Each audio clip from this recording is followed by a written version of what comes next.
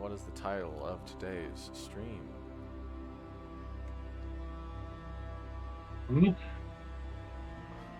Into the unknown. The next steps. Something like that. The lull? What's next? The calm before... The calm. And then next week can be called the storm. Calm? Yeah, I like Just that. the calm before, and then call it good.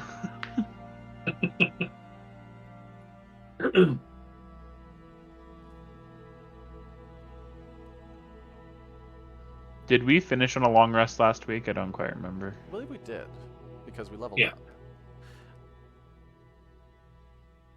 I thought we leveled up the week before and that. then,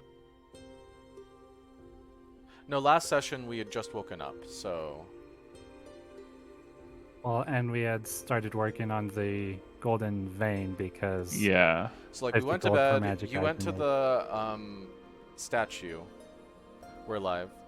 And you went to the altar. Yeah. After Um, making... Or that was in the night. At the beginning of... Because in the beginning of last session was right after we got back. Yep. And then I went and did stuff. And then we came back. And then I made breakfast. And then we went to go talk to the dude about potentially selling him our stuff. And due to the fact that he lives in a small town, he wasn't particularly able to meet our standards of commerce. And we walked away. And we then went to the Golden Vein and hired the guy we saved to run the Golden Vein when we're away. And I think that's about where we left off. Yeah, you guys were making plans of how to fully grand reopen the Golden Vein. Yep. As a side note, I don't ever. Maybe people should see it, but in our journal entries, there should be a thing that says campaign notes, and I've compiled a list of persons of interest within it Oh, cool. that has the names and our relationship with every NPC we've encountered thus far. I believe. do not see that. In journal, which is the open book tab. And Yeah, I then see CPR description. Oh, I see it now. Josh must have fixed it. Locations of interest empty, but person of interest right Yeah. there. I didn't do locations quite yet, but persons was... You guys can fill that in as you want. Yeah. But as the hustle and bustle of getting this semi-rundown shop back working order, the training of, or the brief training of Soren, as the chaos of everything hits, you guys have an afternoon to lead yourselves. What do you want to do? I believe Ergi is going to check with Simeon to see how long the plate armor is going to take to repair. Okay. At some point. We don't have to roleplay it, but he gets a 4 days, about 4 days before it can be completely fixed. Serviceable. The gashes on the plate armor, how big are they? They're fairly decent. Like the whole chest was almost nearly encaved in from where Ergi hit it.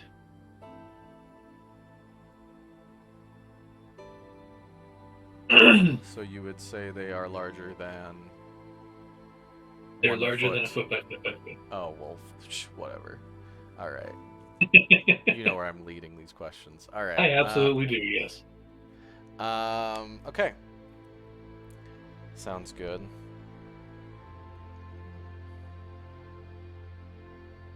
So essentially, you guys have about 4 days, 4 to 5 days of downtime. Oh, really? You can spend that however you want.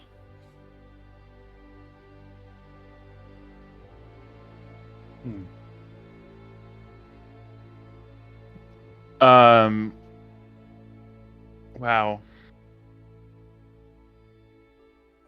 Upon learning that Ergi has 4 to 5 days, Karzan will we'll keep Soren around. I was gonna send him home, but so that I don't have to pay him for the 4 days. But he's useful if he starts reading now. Oh yeah, he has been. He's been kind of either in the back or up near the front counter, just away at the studying. I know I need to go to the to Horsehead Provisions to try to hawk or pawn off the material possessions that we were able to gather. The pieces of gold, the gold filigree beer plus comb, and the let me double check. Yeah, the 5 gold nuggets and the golden mirror and brush. Cal would like to come along for that. I think Nyx was going to buy another 20 arrows if they have that on hand.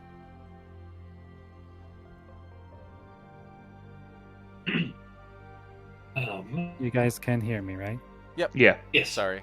Yeah. We couldn't hear you Yes. before this point. I don't know if you spoke. But Well, we can now, so. I wasn't trying to speak a whole lot past, but okay. So Karzan will eventually take stock of what he has and kind of... I'm going to Horsehead. Those of you who wish to accompany me for your general needs may. Though I can't promise I'll be on my best behavior. That is part of why I'm coming. You make your way over to a 2-story building, not dissimilar from the Golden Vein, but not freshly painted, but more freshly painted than the Vein had been. Outside, you can see a sign of a horse's head with the filigree of the horse's head on it, hanging almost in like the old what's it called? The old blacksmith 2D sign.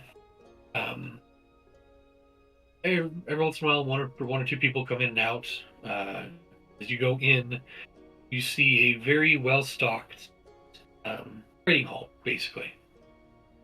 You have perishables and food goods on one side, equipment and other things of that nature on the other side. And probably a handful of people browsing the aisles.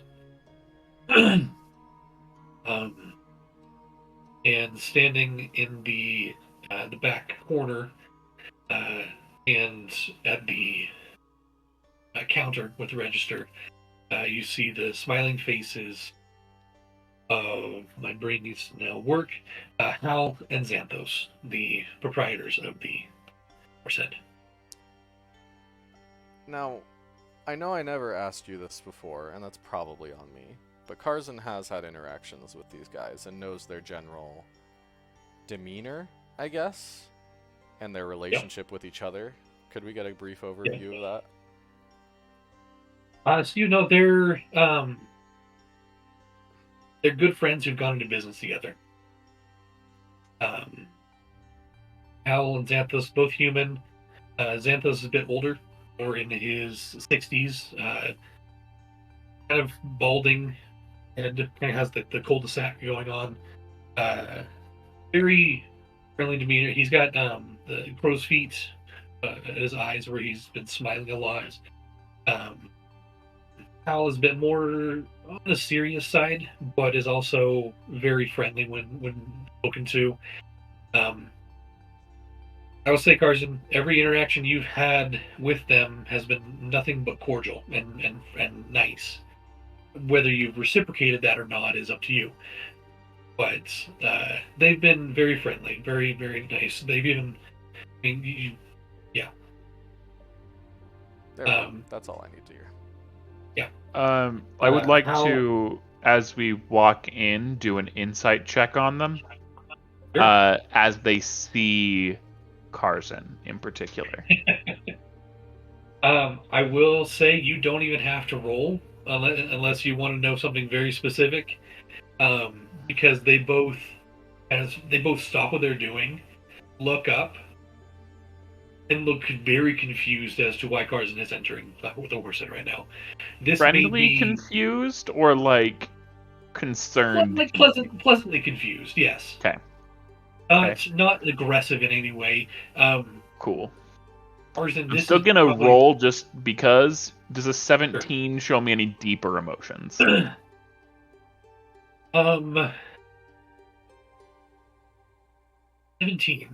You can DM him a quick detail if you want instead of going to whispers, or you can just tell us outright.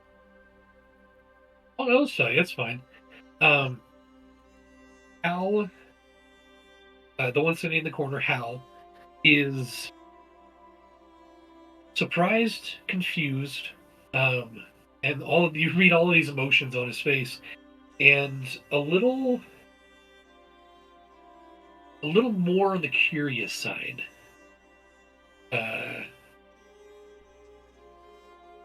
Yeah, that's kind of what you get from Hal. Xanthos, as soon as he sees Carson, got a big smile on his face, and is calling out to him.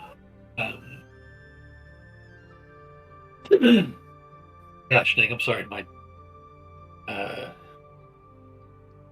yeah, sorry. Great. You hear Xanthos' voice. Mr. Balloon! Welcome! Good to see you, old friend. That was who again? Sorry. That was Xanthos. Oh, it was Xanthos. Mr. Barian. He finishes up with the customer he's working with, hands him some change, and quickly comes out from behind the counter. Comes up and reaches out his hand for a big handshake. I shake it. What brings you in here, my friend? Well, as you may have heard, we had just returned from the Citadel. And we have some valuables that may be of your interest that we would like to relieve ourselves of. At that, Al comes over. Garden, good to see you. We, are surprised to have such illustrious people in our humble establishment. Welcome, by the way, everybody, to the Horse Head. We sell all goods, everything that you guys might need. Take a look, adventuring supplies.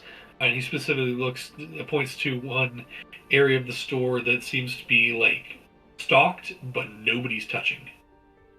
And nobody's even going over there. Adventuring supplies are over there. Food's over here. Carson, you said you had some things to of interest. Indeed. And Carson will Bring it to the counter. We'll take a look. Bag.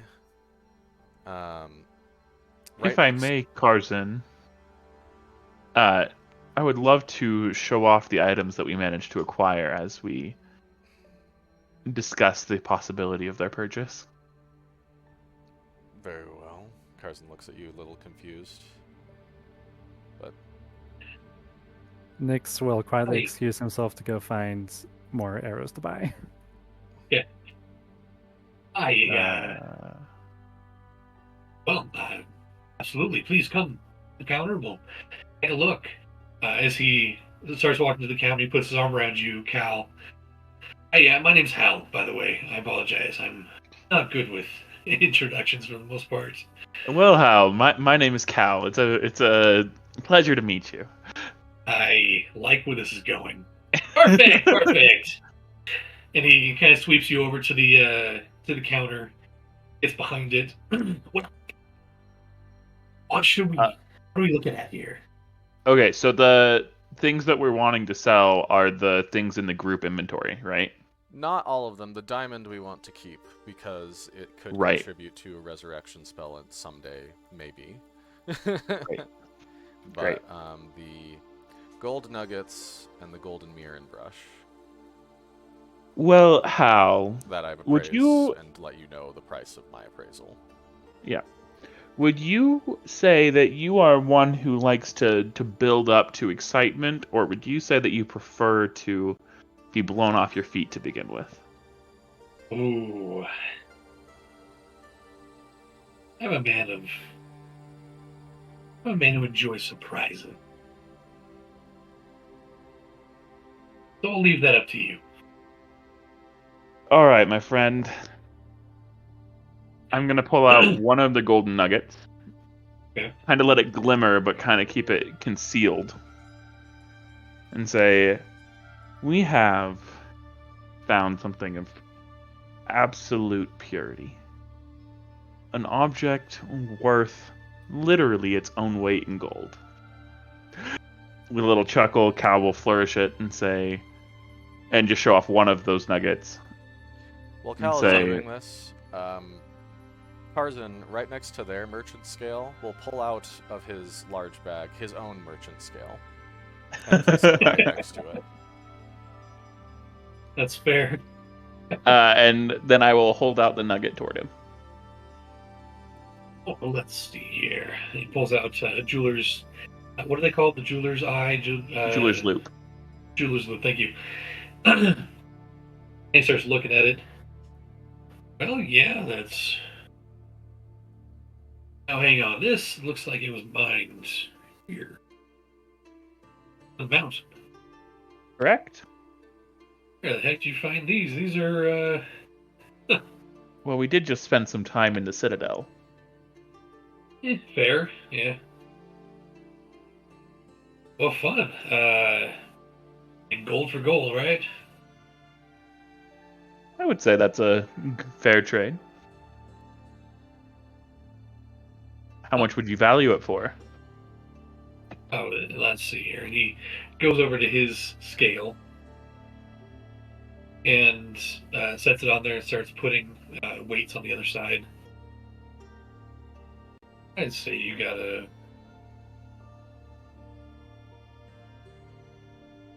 3 gold piece nugget here. 3 or 4. Okay, I'll go 4. 4 gold piece nugget.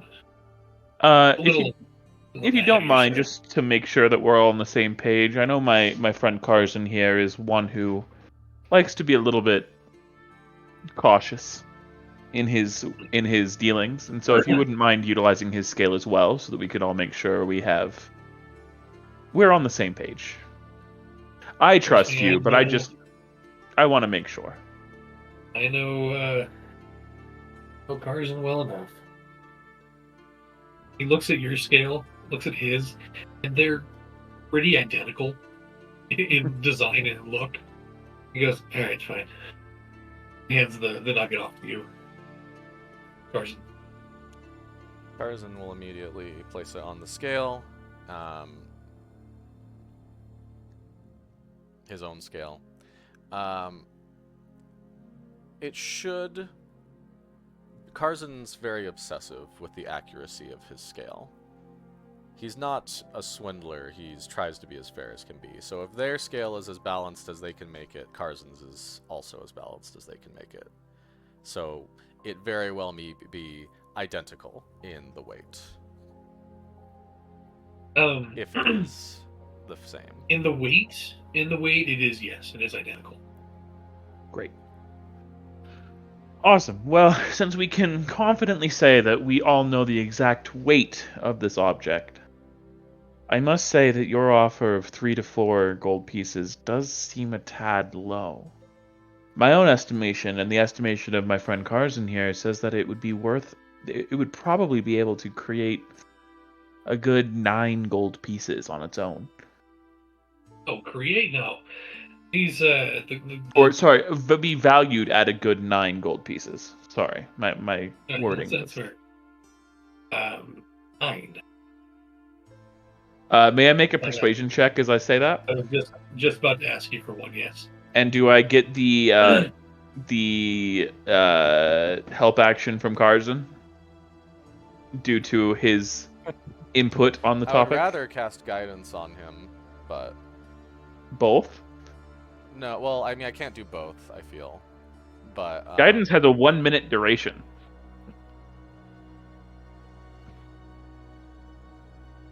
I mean, yeah, but I just like pat your shoulder and cast it. Sure. If you wanted to, yeah, go for it. You can cast guidance. Yeah, I mean, Okay, like, guidance with a normal roll then. I'd rather have a help action, to be honest, because I guess that's statistically better. Sorry. I just Okay. realized. Advantage. Yeah. Just help. Sure. Yep. Okay.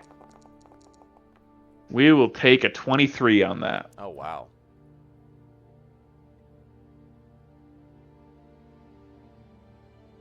What? Karzan will Because I know grumble that- to himself before he takes his while he's pondering. You may be seeing a lot more of that if we accomplish what we plan to do with the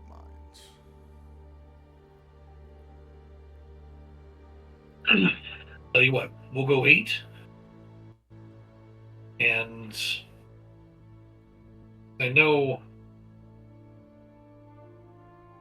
we'll go 8 for this. I don't know how easy this will be to sell. I don't know many people here in our mill that are just going to buy these gold. That is a valid concern, and I will comfortably take 8 for this.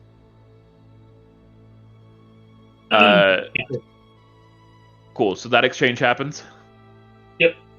Okay, I'm gonna update the sheet. We now have 4 gold nuggets, and I'm going to pull all 4 of those out, one at a time, and place them next to each other on the counter. He's just kind of chuckling to himself as you're pulling them out. And he couldn't have done that all at one time. Sure. Yeah. Okay. Cool. 8 for each. I would gladly take that deal. Okay. There's got to be a traveling merchant, and we'll just buy gold nuggets. Cool. I have updated That's to add 40 gold to our sheet, and I'm going to delete the gold nuggets. Go for it. Yep. Great. All right. And for our last set of items, a beautifully crafted, ornamented, incredible matched set. And I'm going to pull out the mirror and the brush. Oh. Now here's something. Use. Good use. Nice.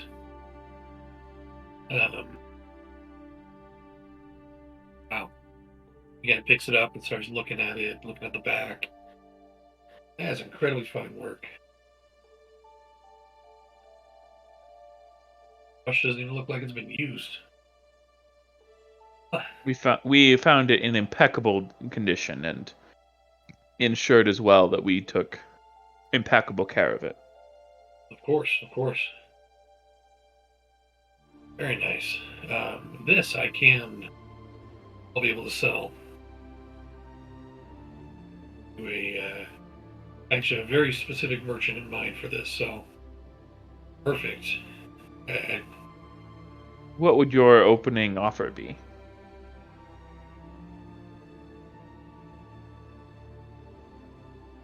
I know what I can get for it. This individual of mine is a collector of these. You see the gemstones on the top?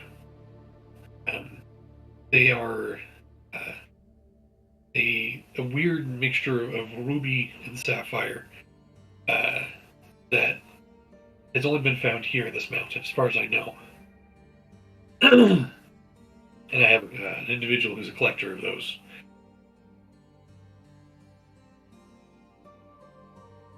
I know he'll pay a pretty penny for something like this. So,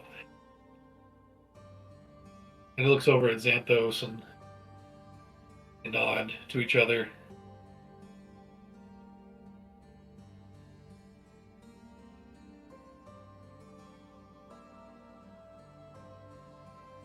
110. I don't think I can go higher than that. You see, I'm caught with a dilemma. I like you, for one, and I want to do business with you.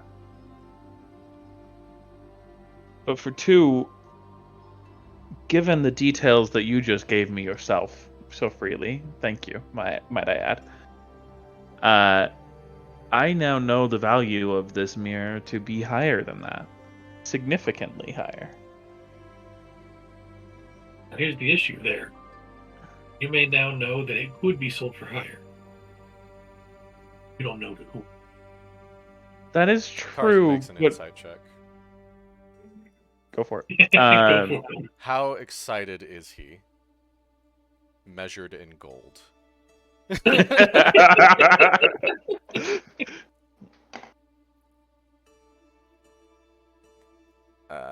Insight, where don't they?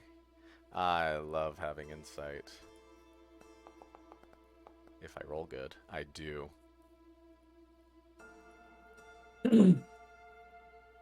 He's measured in gold. He's about yeah,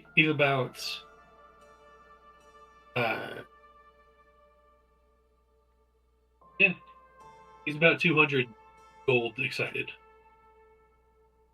Carson will interrupt Cal. Okay. He will say 150. I will add to his point, because that is as well as what the number that I was going to ask. If this man, this trader, is as much of a collector as you say, if we simply house these at the Golden Vein, which we are reopening, by the way, and make it well known that we have one of these items, your collector will find us. I would happily include you in this deal. We will be going back into the mountain, as you know. And anything that we obtain immediately, while we could sell at the Golden Vein, I'm very willing to sell any non-magical artifacts to your establishment. I believe that we actually seem to be heading into a slightly different market from this establishment. So that we would no longer... No offense, Carson, but that might be a first. He looks over at Xanthos, and Xanthos kind of gives him a shrug.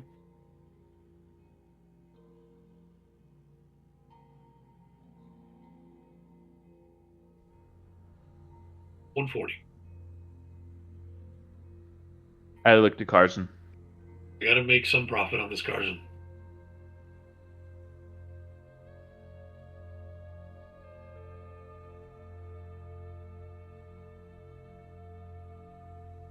That's still a hefty chunk of gold.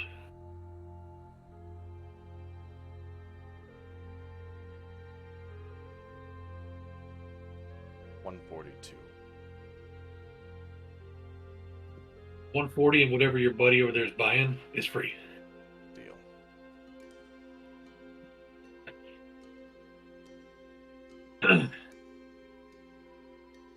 He very gingerly picks them up and goes in the back, and you hear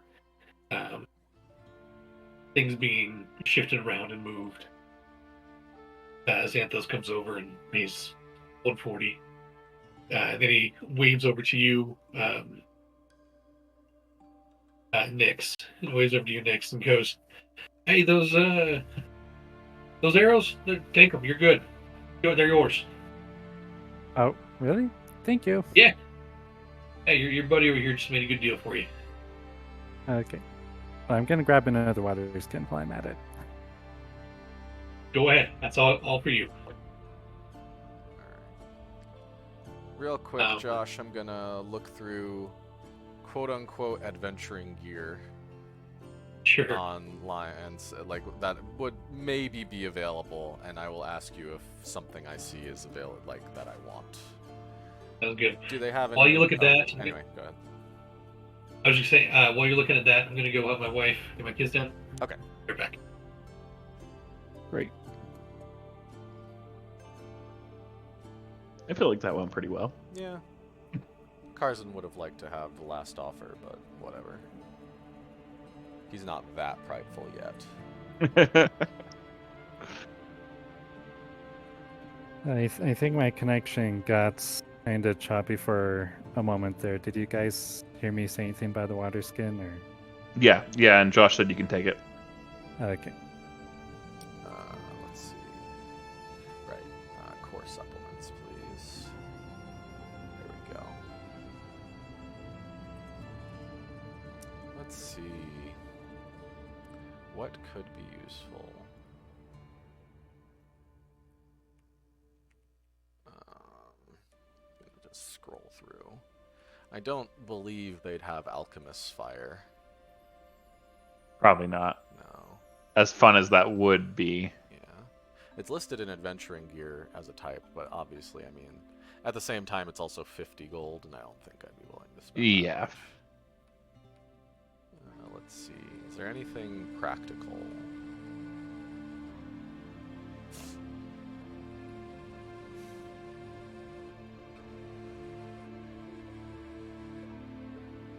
An abacus. That's what we need.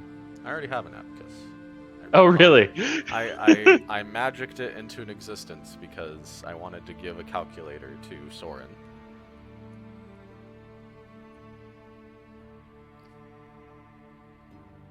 I don't know. I have to talk. I think I probably have to talk to Josh about specifics, but I mean, I imagine Carson has all the normal things a merchant would be expected to I mean, have. in the campaign I'm running, one of my players owns a tavern, right? That tavern I was showing you earlier. Ah, And at the end of the day, if it's something that would be at the tavern, he has it. Like, yeah. yeah. Ugh. Climber's kit. That's interesting. Yeah, I was looking at that. Cold weather clothing's not a bad idea. Yeah. I already have some of that. Or was that in my other campaign? I have some here. Great.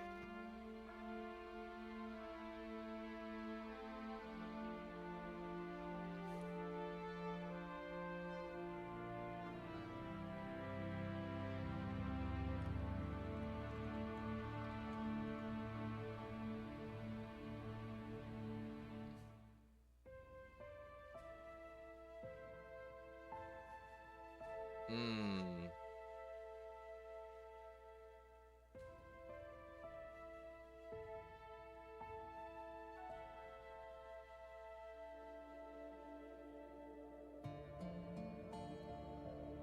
I remember healer's kits can come in useful occasionally.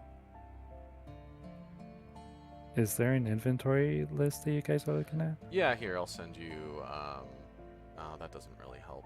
So, you go to the site, you go to items. Here, I'll send a link in the chat. General. Boop. That's the healer's kit. And then in the filters, in type, you just select adventuring gear. And then at the top in source, you click core/supplements, and that'll filter it down to books that just have general stuff. Generally, I mean. Okay. Hmm. So adventuring gear. Yeah, that's what I'm looking at. Obviously, there's potentially other things you can buy, but adventuring gear is a good catch-all for what may be sold at this Okay. place. There are some items in this list, of course, that are pertinent to other campaigns or settings that aren't pertinent to what we have here. Like drow poison. There's probably no drow poison here. Yeah.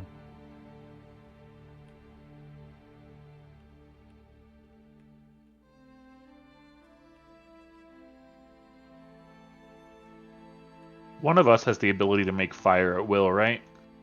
That's an excellent question. I have prestige, so I can start like a candle, but that's like... You could start a campfire with that. Yeah, as long as we properly do tinder. I've got a candle, and so I could light a candle and use the candle to light the fire.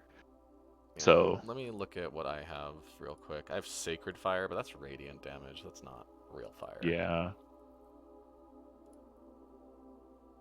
I have Fire Breath. Prestidigitation says you can instantaneously light or snuff out a candle, a torch, or a small campfire. Yeah. Oh, great. Great. Then Prestidigitation tinder works isn't the needed same. because I can do a torch or whatever, right? So. Anyway, where's my spells? Here we are. Total Dead Mending, Prestidigitation, Command. Yeah, okay. And I do have Fire Breath that I could maybe ask Josh if I haven't used it for that day to just like use a spit to like light a torch. But I also have Yeah. Prestidigitation, so there's that. At the moment, I am proficient in medicine, but once per day I can change what I'm proficient in. Hmm. Is there like any kits or tools or thing like any of those kinds of proficiencies that? I mean, a healer's kit allows you to stabilize someone at 0 hit points without a medicine check. Yeah. But that's like, it's 5 gold, but it's and it has 10 uses.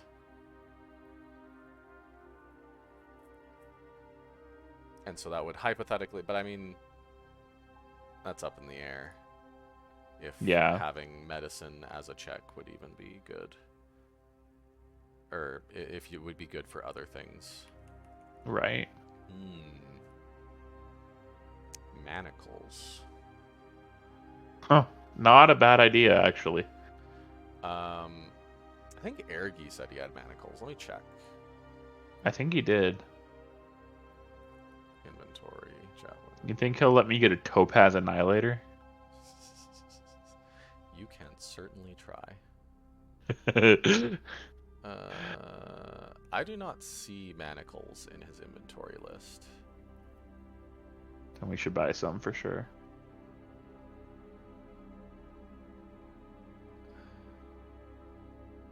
Oh no, there it is. He has 1 set of manacles. That should probably do.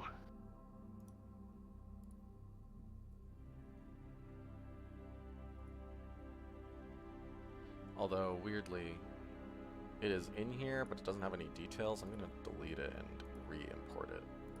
Yeah, good idea. See if it'll give me a better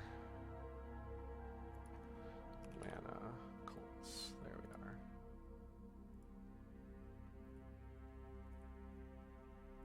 Close. There we go, and now it has details.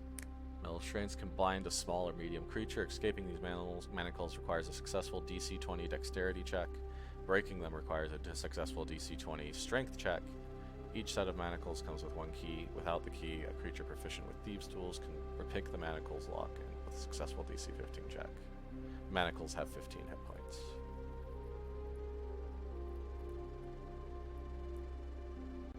I also just have knock. So we could just take him off. Right. None of us have a shovel on hand, huh? We do. We do? Do I have gear? I have a pickaxe and a shovel that I carry on me anytime that we go away from the inn. Let's see, what do I have on my person? Let's see. I mean, while we're around town, I carry almost none of my stuff, but... Yeah. I got 10 torches, I got 19 crossbow bolts, got a water skin, 50 feet of rope, bedroll, mess kit, tinderbox. I've got 7 different daggers, 2 of which are magical, which is kind of crazy for this early in a campaign. I've got a rapier, basic equipment stuff, rope, water skin, rations, a bag of ball bearings, because you can always do some fun stuff with like casting cantrip spells on ball bearings and throwing them places. I didn't know making them. You can do. That's fun. Oh yeah, because you could make a ball bearing smell absolutely awful using prestidigitation, and then throw it by some guards, and like. Oh. I've never thought to do that, but that's very interesting. People often do it with like the light spell. Like if you want to like say drop something and see how deep a hole is, casting light on a ball bearing and then just dropping it, and you'll see how far it goes down.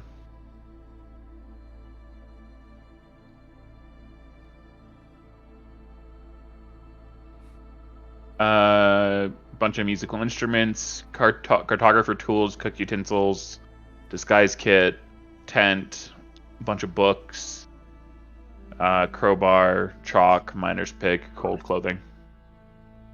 So, That's I don't know. I'm not seeing anything. 10-foot pole, if they have that.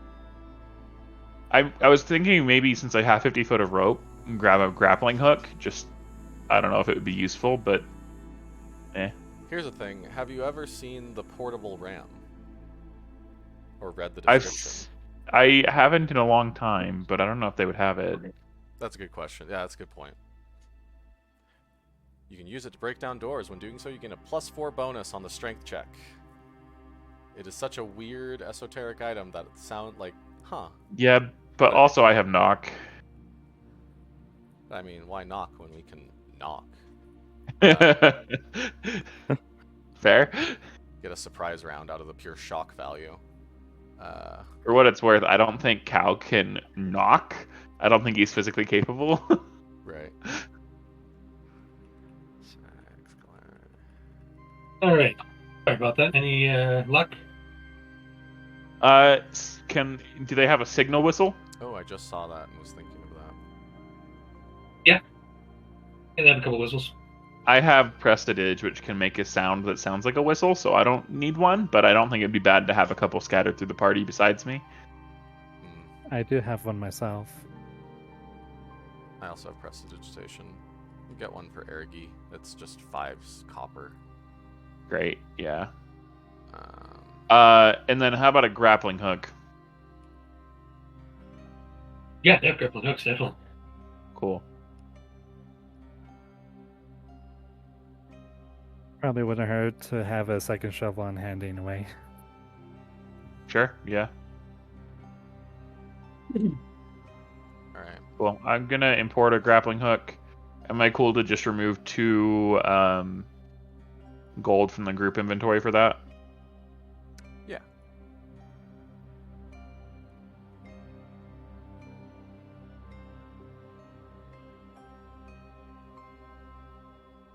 Alright. I think Real quick, before we do anything.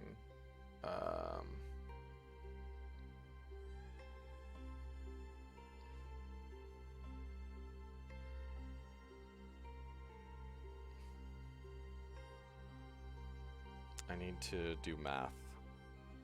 Because I forgot when I told everyone to get 25 gold that Karzan at the very beginning of the campaign said he gets a 33% cut of the gold.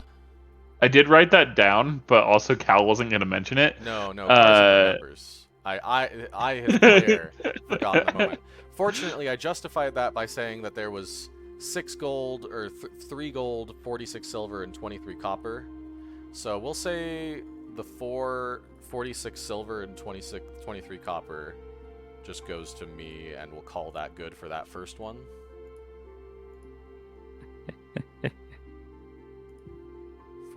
Cal did specifically say he gets a 25% cut.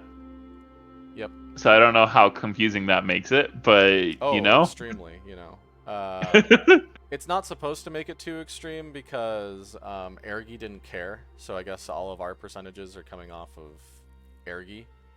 Because when we started, Ergi said, I don't care about the money. So Ergi, if Nick still wants the rest of the 25% he could hypothetically get, that other, 8% comes off of Ergi's and into mine. Yeah. Split it in quarters and then take an 8% cut extra to you. Yeah. However that works. I guess Nyx probably would do the 25% still. All right. So when we split it up to 4 years before, you remember that there was 25 gold to each person, right? Yeah, and Which means yours wouldn't change, just Ergi and Karzan's. yeah.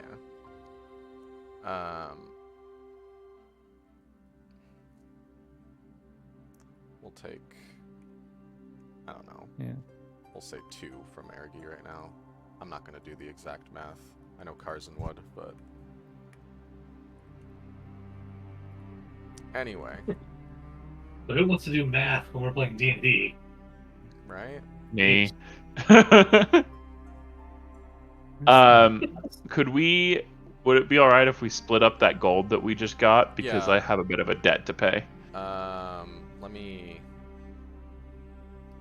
times 0.25. 45.25. All right, so we'll just do 45 for now. Right. So Nyx and Cal get Cal. 45 each. So that's 90 off of it. That brings us down from 181 to what? 91. 91. Okay, you got it. You're already updating it. And then the 91. Let's see. Math. I get a 33% cut. Ergi gets a 25 minus 8 is Here, I'll just 17%. So 17 times 2, it's 180 34. times 0.17, which comes to 30.6 would be Ergi's cut. All right. And then you'd get the other 59.4. 59.4. Okay. So The gold from Or, scientific sorry. net- Yeah, 59.4. Yep. so I'll take 59. Ergi will get the 0.4. What was the one Ergi got? 31 with the add. So Sorry, this 23 is the plus split up from 31 what you guys just is haggled for. 54. Yeah, that's from the mirror and the brush. And then I get 91, you said? No, Oh, sorry. That You was get- wrong. 59. 59, okay. Yep. Math. Although if you want to just make that 60 and take the last gold, since you were fair to Ergi, I think it's fine to just let you take that last one. Alright. 90 plus 42 is 42? 90? 30. What? not 90. Why do I keep saying 90? You said 50, 60. right? 60. 60 plus 42. 60 plus 102. 42 is 102. That's easy. Great. And we have divvied out all the money. Great. Yes.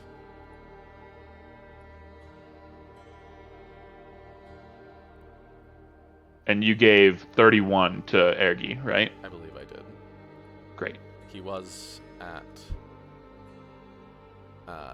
23, and now he's at 53. Fantastic. I am going to walk straight out of here, and I'm going to head to the tavern. Okay. Once all is said and done, Karzan will also leave back to his home. Easy enough. Anything else Nyx wants to get? Only thing I can think of right now is that for the 4 or 5 days of downtime, Nyx would probably Oh, frick. see if hunting or something would be possible in the area to help. Absolutely. Yeah. Get rations? Ooh, that'd be amazing, actually. Yeah, absolutely. That's a definite thing you can do. We'll get to that in just a second. Okay. Yeah, we'll get to that in just a second. Let's see, Cal, you make your way over to the hidden stash. It is mid-afternoon, so there's hardly anyone in there. Marlin is cleaning up on a couple of tables, and yeah, he looks up. Welcome, you're looking a bit more chipper this afternoon. Yes, I am.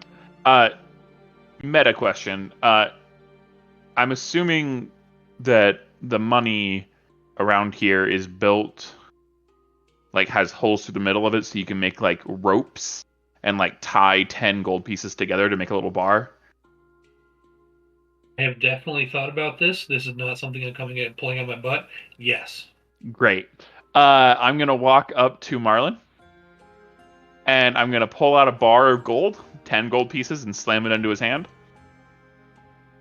And then I'm gonna do it again.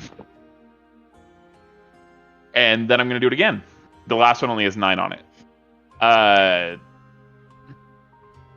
Giving him the 29 gold that I still owe him from paying for breakfast for the entire town. Well, Wide grin on my face as I follow through on my promise. he reaches up, puts his hand on your shoulder. He's standing on some what's it called? Some chairs and things, and kind of barely is able to reach. Hey, I appreciate it. Seriously, it's good to have people come and actually pay their debts for once. Is there anybody giving you problems? Oh no, I mean it's the this town. You know, we have our individuals with very high tabs, if you will, and they pay every once in a while, but it's not a problem. Nobody you want me to go check in with? Just remind them. Not like a thug. Just I'm not literally going to have you go and lean on them. No. I'm not offering to be a thug. Just a friendly reminder if you want. No offense. Better not take offense to this, but you're too pretty to be a thug. I take that as a compliment. Thank you. Yeah, no, you're good. I'm good. We're all. It's no worries, no issues. All right. I'd rather see people fed than driven out of their home. That's kind of the deal here. Yeah. Awesome. Well, I guess I'll see you in a couple hours. Come back and do a performance. Hopefully, I'll be able to get some good tips. And oh, you're performing tonight. Awesome. I mean, I figure while I'm in town, I might as well, right? Yeah, please do. It always brings in more people. While you're out and about, if you're going to stay in town and not go up to the hellhole up there, do you want to maybe do a little advertising for yourself? I could. That's fair. Walk around, tell some simple stories. Say I'll tell more later tonight. Yeah, exactly. Oh, tell I can't remember. There was one a couple years ago you told where you started it in the morning and then left off on the worst of cliffhangers, and then you told the rest of it that night, and we had huge success. Mm. Can't remember what the story was, but I'm sure you can remember something. I'll come up with something. Yeah. Do something like that where you go and you start a little story in town, and then go, hey, if you want to hear the rest, come on to the the stash tonight. That sounds great. You think I could assist in tending the bar while I tell my stories? I would enjoy that. I mean, if you want to, if you want to, sure. Sounds good. One free drink an hour, okay? That's it. I'll pay for yourself. my drinks. I'll pay for my drinks. I might make some crazy stuff, but I will pay for my drinks. Hey, not gonna lie, some of these yahoos out here are, they'll pay for the exotic. I mean, it's gonna be like 3 copper, but hey, it's good pay. Yep. Awesome. Well, thank you, Marlon, and I look forward to seeing you later. Hey, same. I gotta prep for the dinner rush. In a bit. And he hops off the chair and goes over to another table and starts scrubbing it down. How many hours do I have till that? It's probably 4 hours.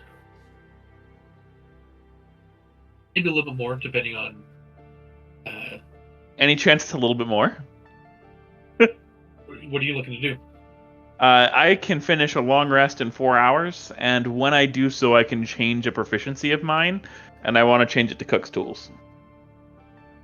Maybe fashionably late. Didn't you already do Cook's Tools from this morning?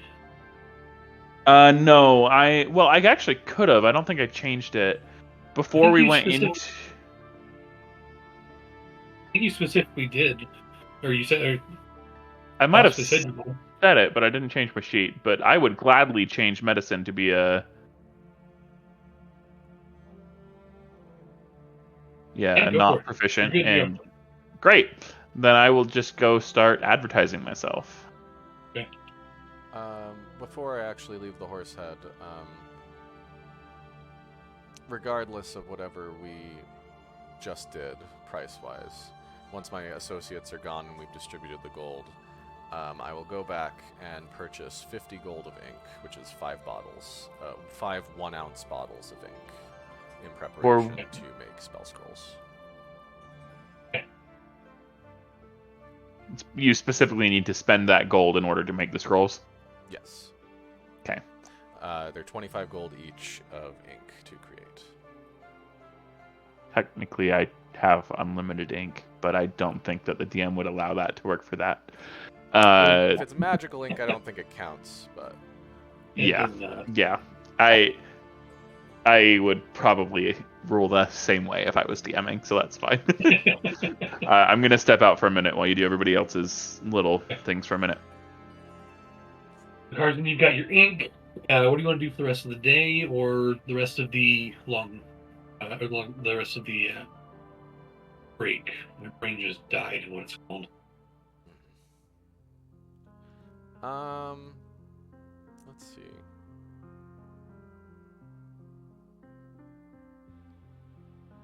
Carson will take some wood from his merchant shop, some of the planks that are posted up.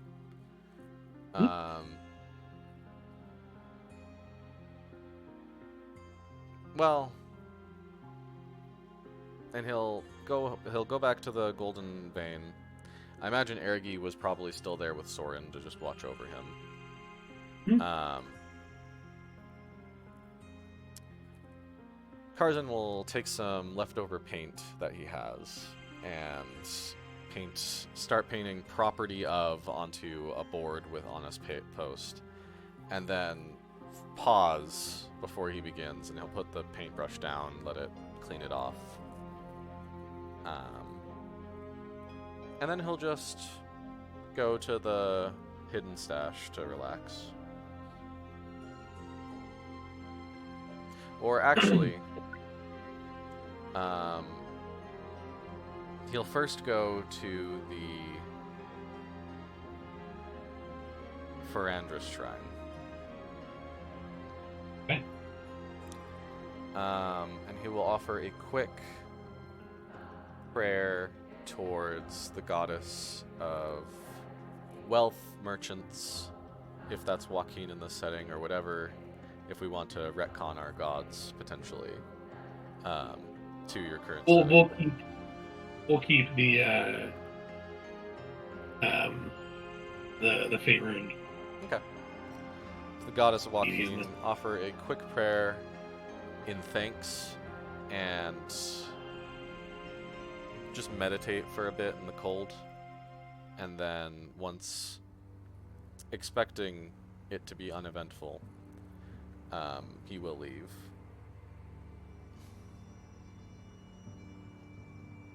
For the most part, it is uneventful.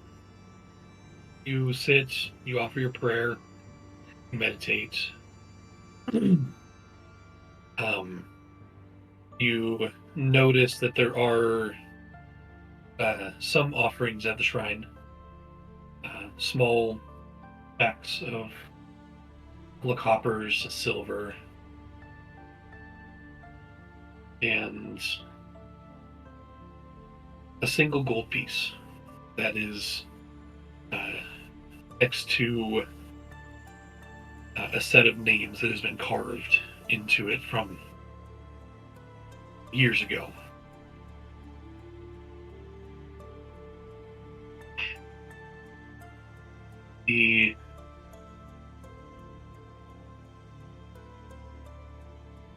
parents of Colt Brandress. Their names are carved in kind of a separate spot, and from the rest of the names. They're the ones who originally built this shrine as a general place of worship.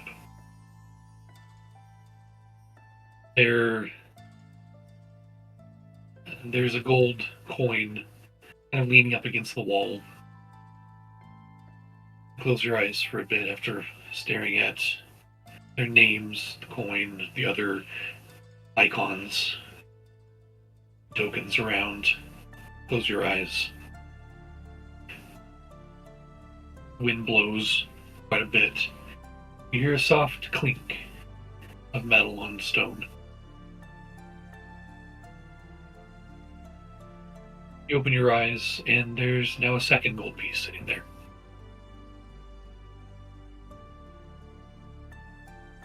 Look around. There's nobody around.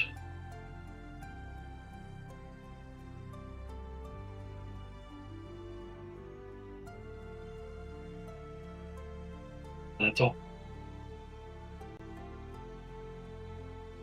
I'll pick up the new gold piece. Examine Cold, it. like it's been there for hours. There's some snow stuck to it. I'll examine it. Flip it across his claws. Flip it back. And place it back down. Stand up. Go to the hidden stash.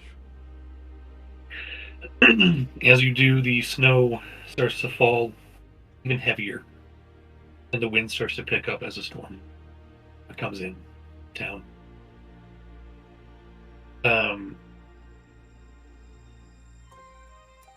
Next,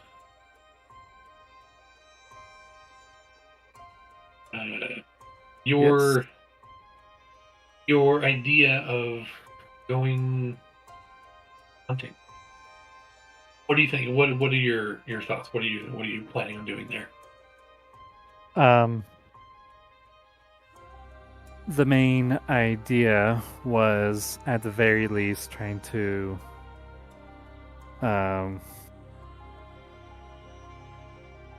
cover the cost of staying at the hidden stash during that time.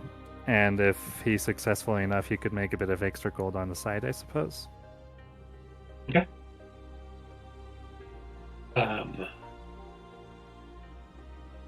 You gather your things. Do you tell anyone, or do you just go?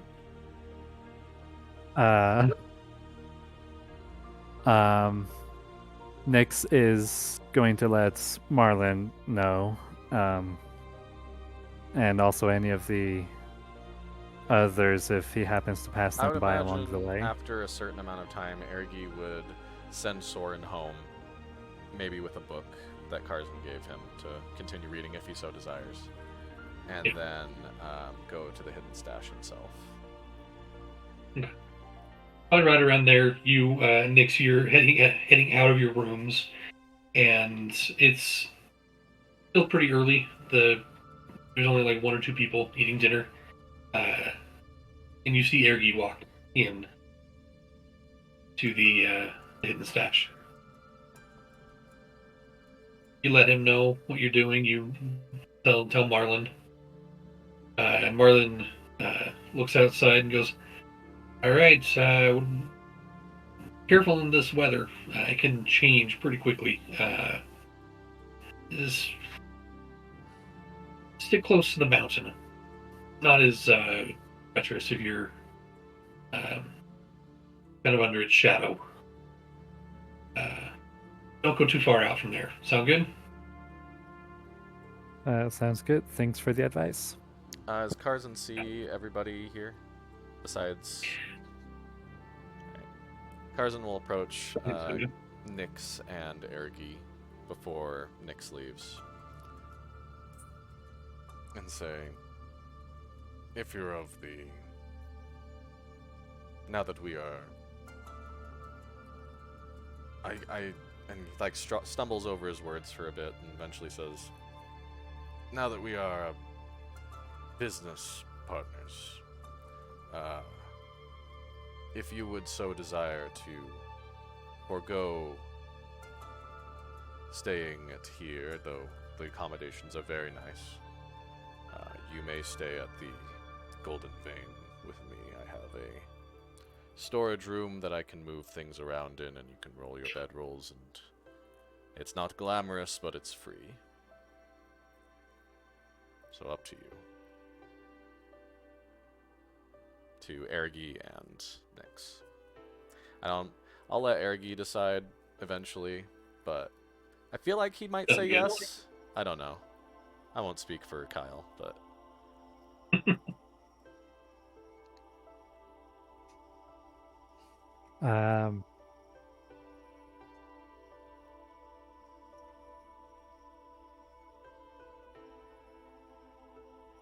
Nyx would probably take him up on that offer, but except for, based off of his first meeting with Cal, if Cal stays at the hidden stash, then Nyx might stay at the hidden stash as well. once I see Cal again, And- I'll also extend that offer, but that'll be when he arrives tonight.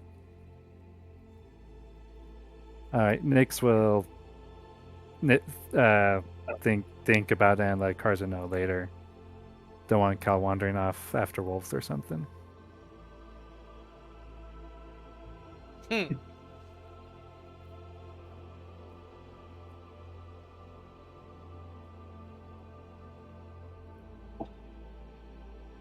Nyx, you head out into the snowstorm.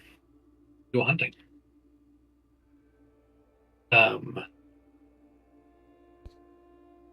As it is getting more evening time, how long are you planning on staying out, tracking and actually in the process?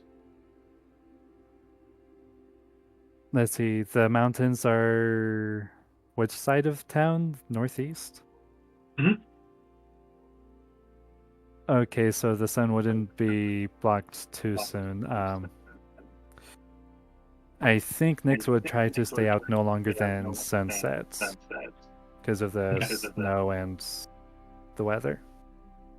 So I'll say you have 3 hours of tracking and looking for things. Go ahead and make 3 separate survival checks for me. Okay, here we go. Gosh dang it, Ergi. I'm looking at his sheet. There's the first one, 18. He has detect Okay. poison and disease prepared. He could be casting it as a ritual at the same time as me, 24. as I cast detect magic. And 18.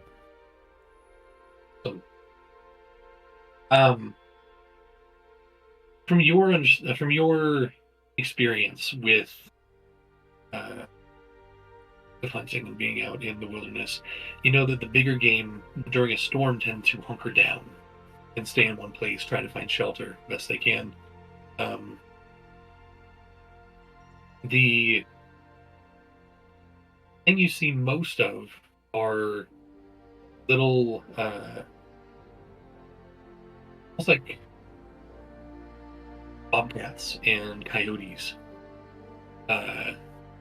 And you end up getting 2 or 3 of them, let's say 3 of them, from the time that you're out and to the time you come back. Also, during that time, I need you to make a Constitution saving throw. You have winter clothing, right? Yes. Go ahead and make that with advantage then, or because of the winter clothing. But this is to see how, to see if the storm and the wind and the snow start to affect you at all. You're good. Okay. 18. Yeah. You're totally fine. You are in your element. Didn't even roll with advantage. Nope. Oh. I All good. just curious. Next time you go into DC the was snow, 15. you should take the flower with you. Give you resistance to cold damage. Probably would have not needed to make that roll at all. That is true. I suppose so. Also, if I remember correctly, the Papa's Fuzzy Slippers also They do that too. but I'm wearing them. Cool. Anyway, you do an manage hour to get. attune. You just pick up a flower. It's there. You do manage to get 2 coyotes and 1 bobcat. And you make your way back to town. It's good. Going over to. There is a butcher here, Vincent. Bring them into his shop and kind of put them up on the table. Are you wanting to sell them or skin and carve them up yourself? What do you want to do with that? It was 2 coyotes and a bobcat, right? Mm-hmm. Kind of wonder how he brought them back with 10 strength. It's average strength. You have rope. You're good. Yeah. Okay.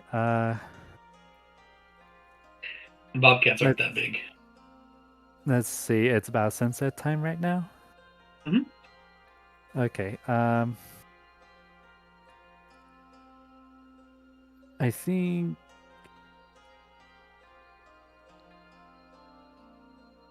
I think this. I think this first time he would sell them. Is Vincent a human? Vincent is human, yes. Okay. Taking notes for you, Josh. Oh boy, thank you. Last name is Bowman. Bowman.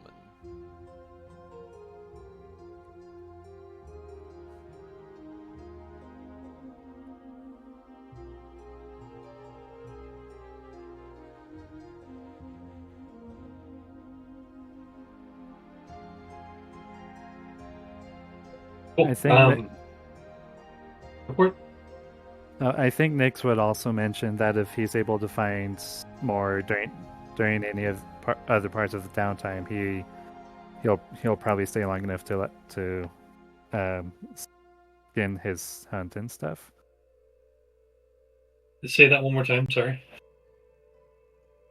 If during the downtime Nix is able to find more and bring more in, he'll probably stick around to skin it and stuff with having more time in the day. Yeah, absolutely. Yeah, sounds good. So for the 2 coyotes and the bobcat, you you are able to sell them for a total of 13 gold. Okay. And that's for the meat, whatever is there, as well as the pelts.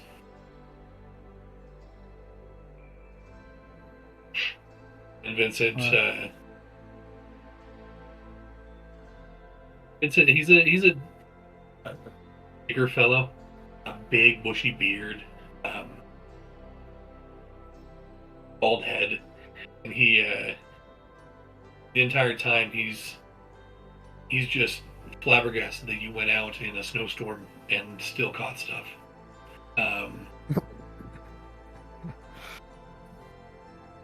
Yeah.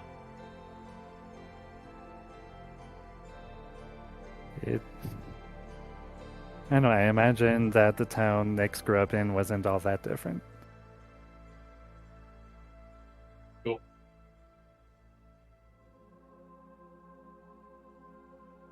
Oh, after that, do you make your way back to the stash, or? Yeah, he'll go back to the stash and clean up and wind down for the night. Sounds good. You head back in the stash. The sun is now set, and it is packed. There are no open seats. There's no open tables. The bar is jam-packed with as many people as it can fit in it, as well as some who are just standing there. And they're all turned and listening to Cal, who is behind the bar serving drinks, and in his best orders voice, just belting out some tale, some story, some allegory for everyone to hear. And there are very few who are speaking.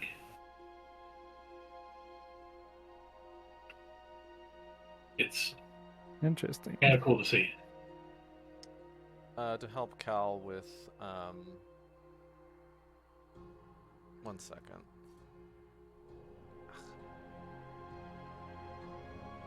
To help Cal with his performance, Karzan, before he goes up, will cast guidance on him. But also, Karzan will bring up the opportunity to stay at the Golden Vein instead of the inn, if he so desired. You're muted. Your mic's up, so you're still muted. Double muted. When I go to the bathroom, I double mute just to be like doubly sure, but then keep my headset on so I can hear. And then I always forget when I come back. But anyway, Cal will say, I appreciate it, but my board is part of my contract with Marvin? Marlin. Mumbo Jumbo? Mojo Jojo. Oh, he's not a weird brain monkey. Sorry.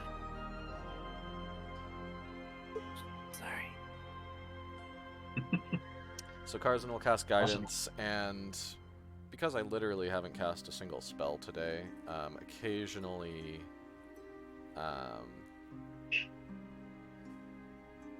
actually, oh, that one lasts much longer.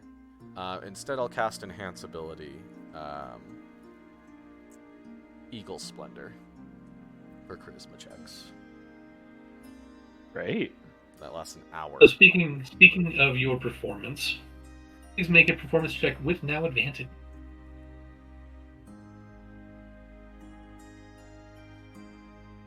Any chance I get a situational bonus for getting my audience drunk? Or do I just make a cook's utensils check separately and we account for both? Add 2. Add 2? Okay. This is my new situational die. That's going to be an 18 on an 8 on die, which is, yeah. And then just because I'm curious, the drinks go pretty well too. Good. Both ways, people enjoy it, have a fantastic evening. You get, you give them it all. The laughs, the tears, the suspense. And is it just one story, or do you seamlessly flow between many? The main portion of the night is one story. The one that I started as I went around as was recommended. That would be the main story for the evening. After that story ends, I tell everybody there that that is the main story is now complete. That is what I had prepared specifically for this evening. I plan to continue to provide more entertainment tomorrow night. And I plan to tell a story that has never before been shared. That gets everyone's attention. Even Marlon, who's kind of over mixing a drink and looks over. Nice. Well, you heard it, folks. And the rest of the night goes off without a hitch. But with the evening of stories and revelry, a little bit winding down, I'm assuming more reading. Nix? Yeah. Not sure how many times he's been over both journals now. Give me an investigation check, if you will. Okay. We gotta put him under a black light. Get a whole second layer of information. 18.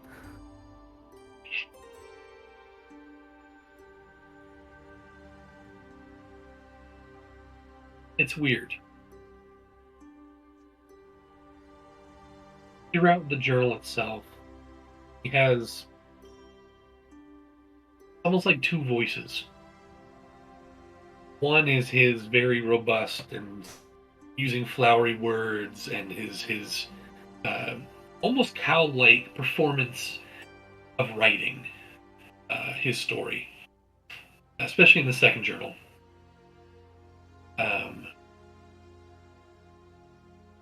But there's parts of it where it goes into a little too mundane detail, almost ledger-like. And there's something there, but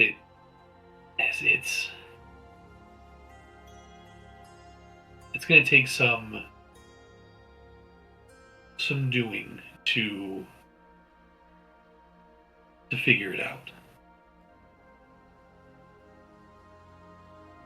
But as you start thinking about it, as you start delving into it, your eyes start to get blurry and cross-eyed, and your exhaustion from the day of your hunt kind of hits you, and you're having a hard time keeping your eyes open while you're reading.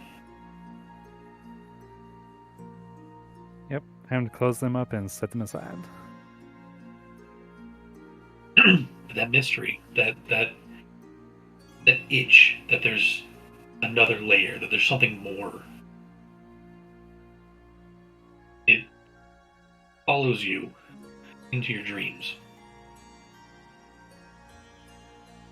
into sleep.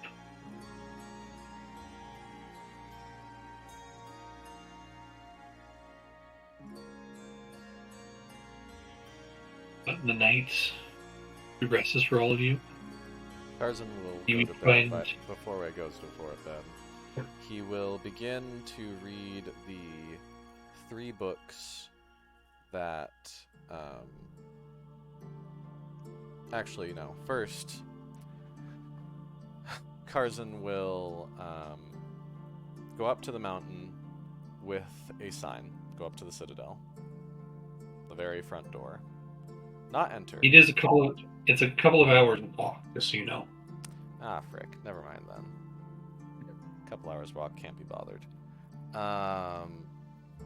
Instead, he will In the spend pitch- the night. In the pitch black and the snow. And yeah. I mean, I got the slippers, but Sure. come on, it's 2 hours. I want to sleep. So he will instead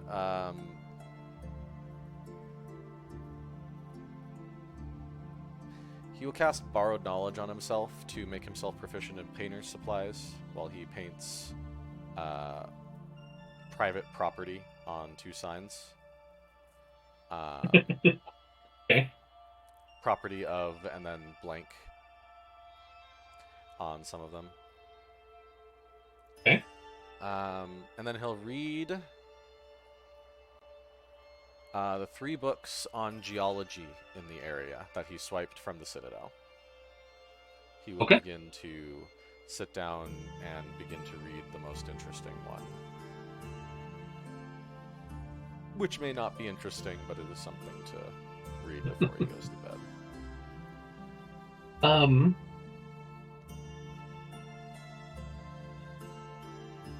Reading through the books on geology, there's not a ton that you don't already know.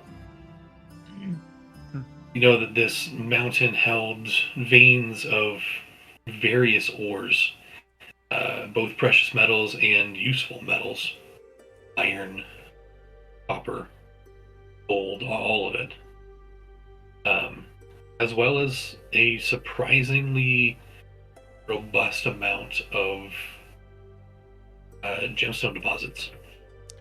Karzan will look for information potentially specific to the gems that, gosh, I can't even remember his name. Trying to pull it up now. Thaddeus Olson? Xanthos mentioned Oh, on Xanthos. the mirror of the gems that were specific to the mountain. Right.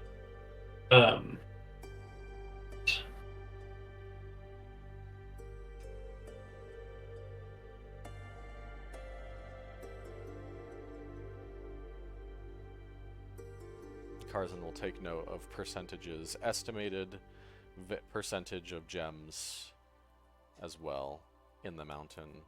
Percent of it that contains gold, potentially. It's mostly speculation, I would imagine, but maybe the geologist knew something.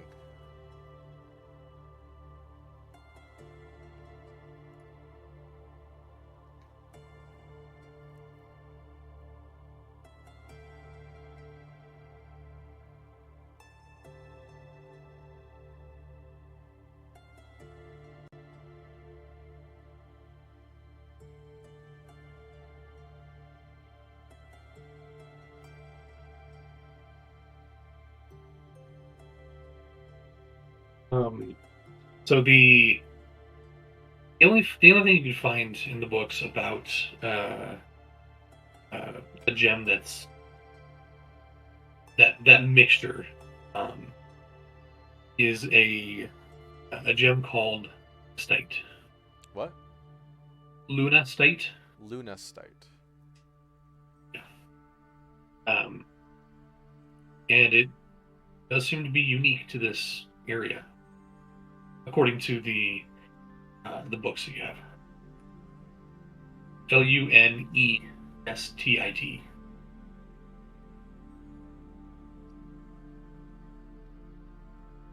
Rare gem, local to this area. Has a red hue, you said?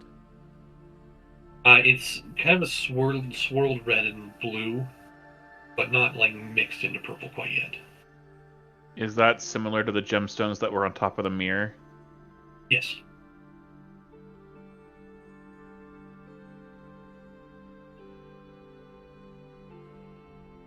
Okay. Alright. And then Karzan will go to sleep.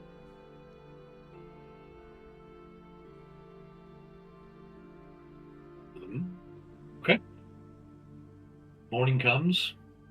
Have 3 or 4 more days before the armor's ready. Do we want to go day by day for the rest of the downtime, or generalize what happens? What do you guys want to do? Cal needs to tell his story. Other than that, patterns and whatever are good enough for me. Okay. 2 of the days Karzan is going to be making spell scrolls. So the first 2 days, he will. And each day he can make 1 level 1 spell scroll. Potentially, and then again, this is up to Kyle. Kyle could also make a spell scroll if he so desired, but I don't know if he's interested in that. It costs 25 gold to make. I'll shoot him a message. You would need proficiency in Arcana as well, right? Oh, is that required? It very well could be. Going off of the downtime activities, grabbing a spell scroll in 5e tools. No joke. Okay. I didn't know that. Really? Good thing I have technically expertise in Arcana, but I've never caught that, so that's very good to know. I thought it was just something anyone could do. Yeah, no. Then never mind with Ergi, but I still am going to do that. Okay. I think I'm kind of trying to decide what first level spells to take. I think I'll take spells I'll probably never use anywhere unless like situational spells. I'm gonna make one of them Sanctuary. Okay. And the other one's going to be Protection from Evil and Good. Good choices. So I'll import those to my sheet and take out the gold. That's 2 of my days. Okay. Nyx?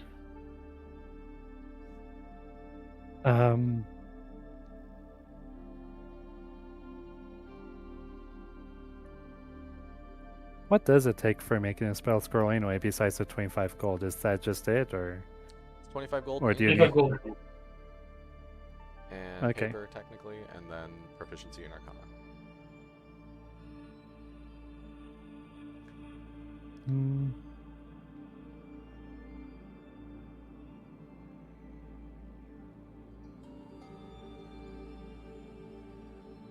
Nah, never mind. Nyx would be more of a mind to keep hunting during those days.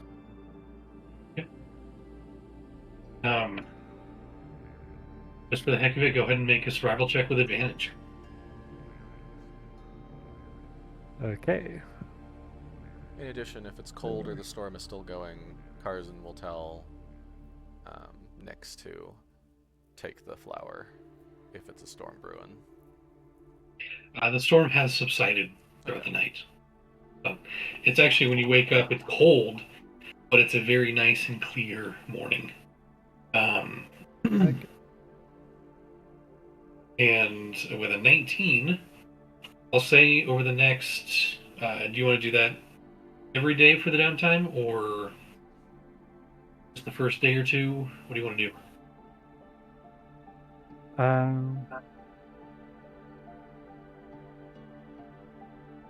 Yeah, probably every day for the downtime. On the third day, Karzan will be. I guess I'll tell everyone this. Karzan will want to go back to the Citadel, rooms we've already explored. And he'll want to basically take anything of value. Put up the 2 signs that say private property in the front. This is on the 3rd day of downtime, by the way. And then go to the library, really start taking all those books. Any fine art on the walls, he'll ask Ergi to take as well. Or vases, anything he can scrap from the burned down alchemy room, though he very much doubts anything. Perhaps even if we wanted to be so bold, we could take, there were those rooms on the left side with beds. If the beds are half decent, we could take them to the Golden Bane and you guys could have beds instead of bedrolls to sleep in. To be fair, most of the Although I don't know the condition. right, most of the furniture is rotted out and falling apart. But we'll get to that in just a second. Nyx, your, say, the first 2 days of out hunting, with multiple trips back and forth, going out, tracking something, and bringing it back in, you manage to make either 55 gold worth of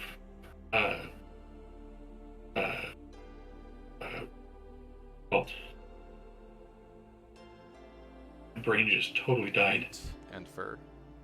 Yes, goods. either 55 gold worth of that, or a decent amount of skins and dried meats, which, depending on what you do with it, might sell for more. Vincent, after seeing you bring in a bunch of stuff, is like, you just want to use mine in the back, my tanning and my supplies in the back, totally fine, just go for it. Okay. So you have a good station. You're able to get some good meat off of a couple of stags you brought in. You managed one of the last times you were out. You managed to see a moose bull, and Oh. with a perfectly shot arrow, take it down with a single shot.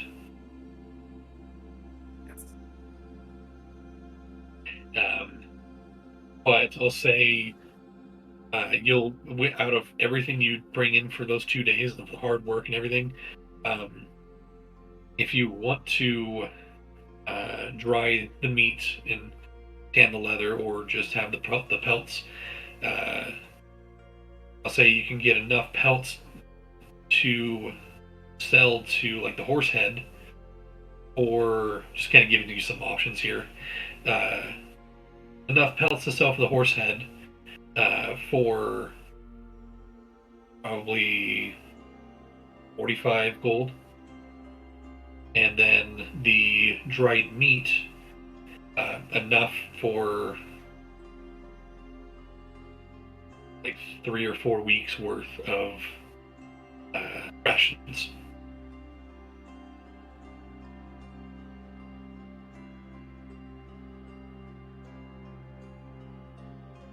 Trying to figure out if Nix would be able to carry all of that. Well, I guess it's not just himself. I mean, I'll say you have maxed out the racks of full of dried meat in the back of Vincent's store. Not really any hunters around here, huh? There's not many, no. The few that come by they come in, they sell some wares, and they leave. There's nothing. No one really from here goes out hunting unless it's just their family.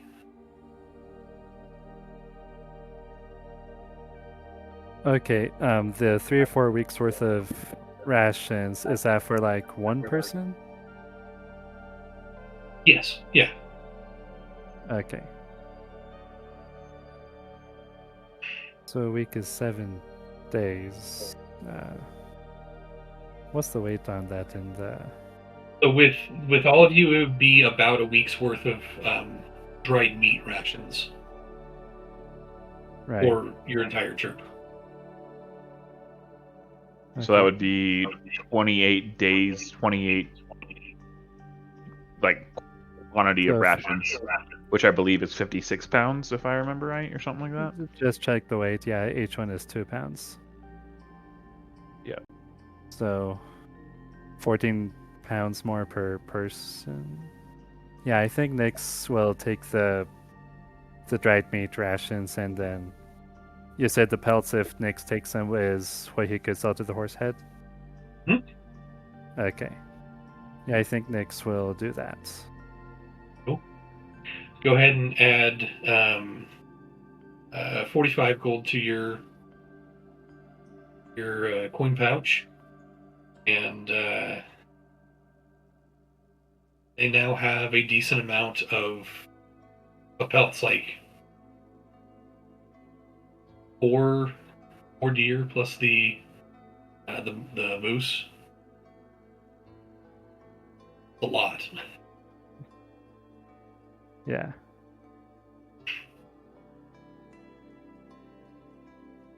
Okay.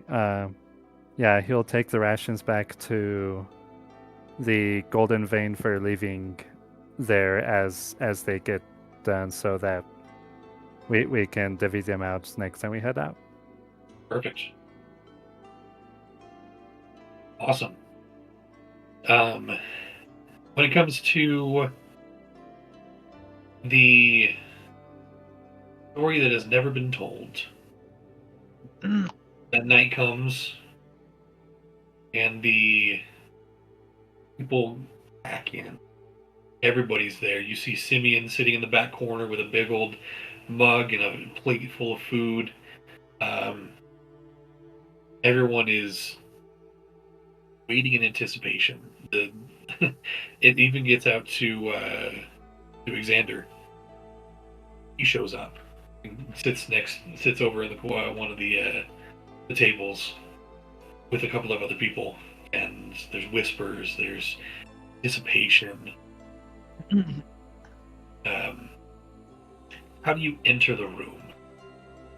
I was already making a drink before any of them showed up.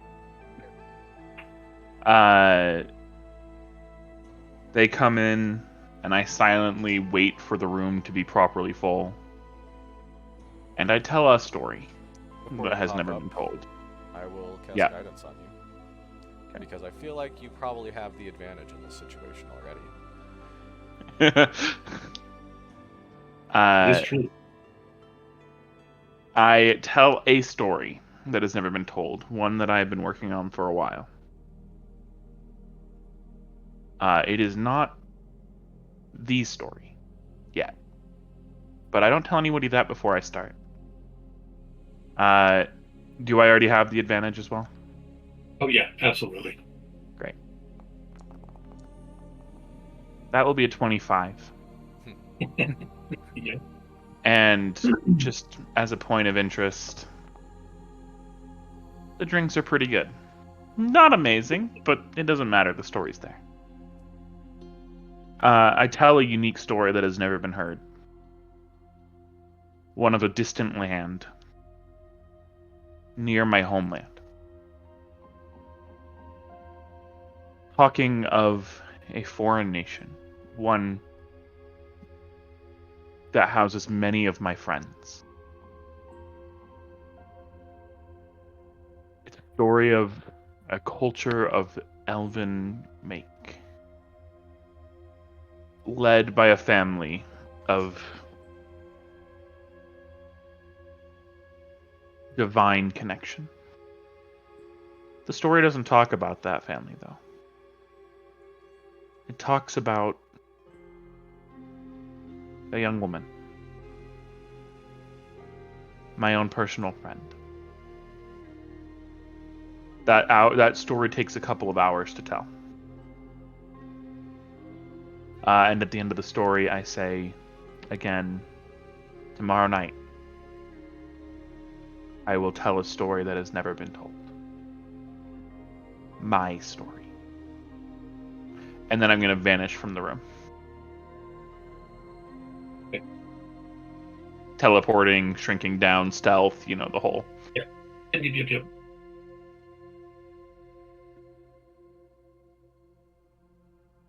There's a silence in the room. You teleport to one of the back rooms. And I'm assuming I'm hiding behind the bar. Like, I'm 3 feet okay. tall and hiding behind the bar or something. Like, Yeah. You hear nothing for a minute before Simeon in the corner. You hear a chair squeak. And the applause begins.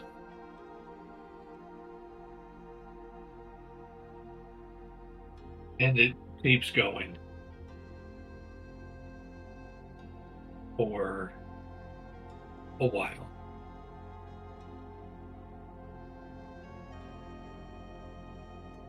And then everyone realizes their foods went uneaten and have now grown cold. Because they would not, well, they would listen.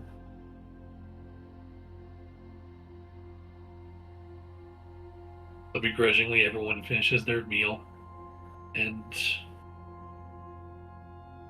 with very minimal talking or whispers, leave.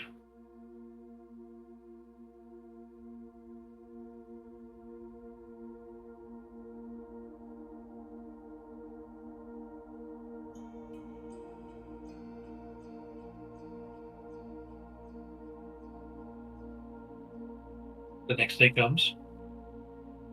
There is a buzz in the air. People are very much as you and I do, Tim, when discussing our theories and things on Sanderson's works. There is a lot of theory crafting, a lot of what's it going to be. I heard he did. Does anyone bother the rest of the members of the party to try and figure out what it might be about?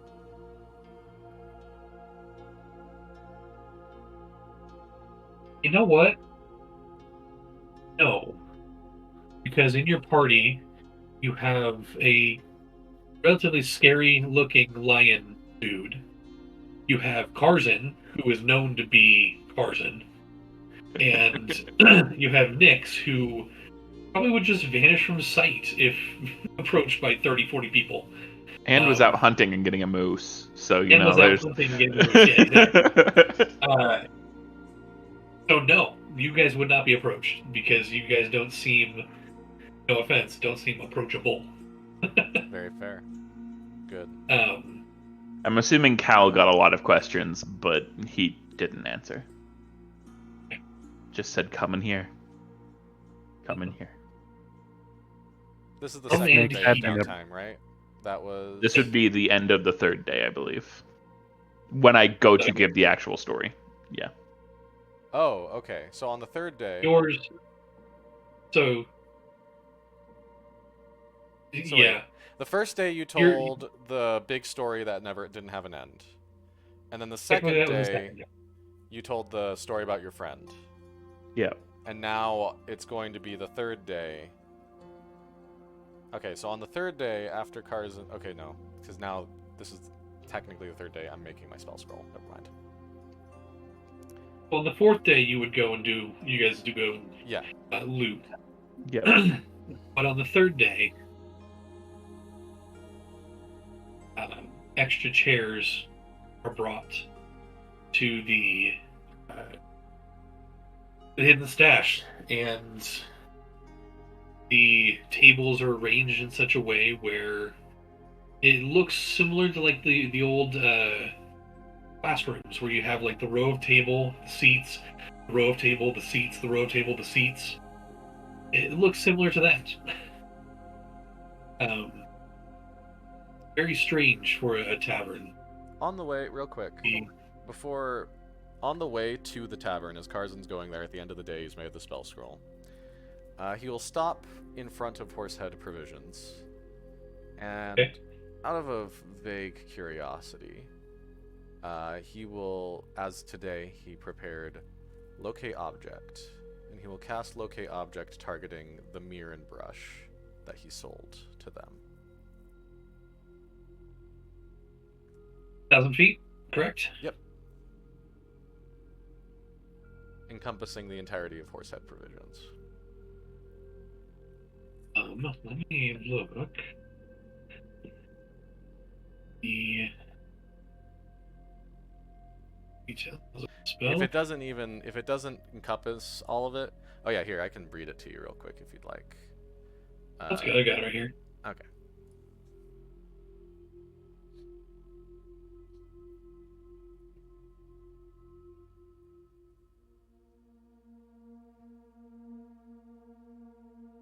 Okay.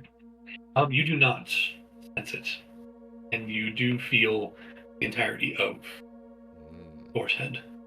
Karzin will then make his way over to the tavern. Okay. There hasn't been a merchant caravan come into town at all, as far, yeah.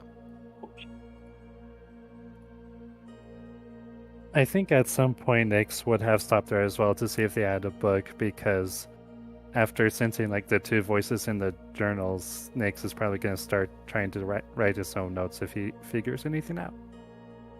Easy enough. There's a nice leather-bound, thick book with empty pages in it. 2 gold. Sorry, 2 gold? Yep. Okay. I actually am not to be the awful player, but I feel like a book would cost more. Bookbinding is a very hard thing without machinery. 2 gold. Alright. I just saw in the adventuring gear that a book was 50 gold, and that made me laugh because it's like implied to be a book filled with things. But it also made me think, man, books are hard to make. Anyway. That's true. And this one, I will, I will retcon. It's not like a bound book. It's pages within a leather wrap, basically. Okay. It's not a bound book like you and I are used to. It can still be used as a book, but it's more of a loose leaf thing. Because yeah, that does make sense that it would be a bound book like we're used to, or would be quite expensive. Okay. But the evening comes. Everyone is gathered. Everyone finds a place, a seat, a wall to lean on. Food is distributed, drinks are distributed. I believe the whole party would be present, correct? Yep. Yes. Ahead of time, I would have pulled Nyx aside, like a couple hours ahead of time. And I would ask you at a specific time when I'm ready to start my story to be prepared and hidden behind the bar. Oh. And what I need you to do is throw this knife, which is the knife that you actually saw had a chunk bitten out of it before, Right. and is hale now. And I need you to throw that chunk, or that dagger, at the peak of the rafters in the center of the room. Do not let anyone see that you are there, but make sure that attention is on the knife as you throw it. So make sure no one knows I'm there while I'm throwing it, or until I throw Yeah. it. Even after. Just, I want the source of the dagger to be a mystery. Sounds interesting. Nyx will do that. Okay. I will get the guidance from Karzan, stealthily signal Nyx to throw the knife, and prepare the action to teleport to the knife upon it hitting the ceiling. Okay. First off, Nyx, I need you to make a stealth roll. I'll say because everyone is focused on Cal,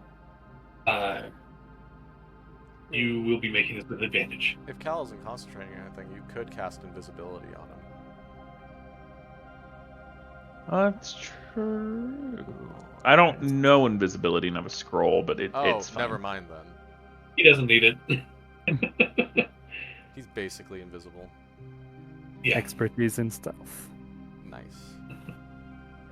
You find a place in between the boxes that Marlin normally stands on behind the bar and the bar itself, that you are completely out of eyesight from everybody. I also now need you to make an attack roll with advantage. Let's see. So, Dex. Yeah, that would be just a Dex check with proficiency added, right? Yep. Right. Yep. Random side note: if Cal wanted to add any more flair to his story, Go ahead. he could ask Karzan to cast Spiritual Weapon and make the weapon identical to the knife. Wait, did you say advantage? Yes. I don't know how Okay. a single minute of a golden version of that knife may improve, or that doesn't. I'm just looking at my spells because me as a player Okay. wants to tell you every Yeah. every resource you have available to you. Karzan wouldn't tell that, but you've seen Karzan Yep. do that.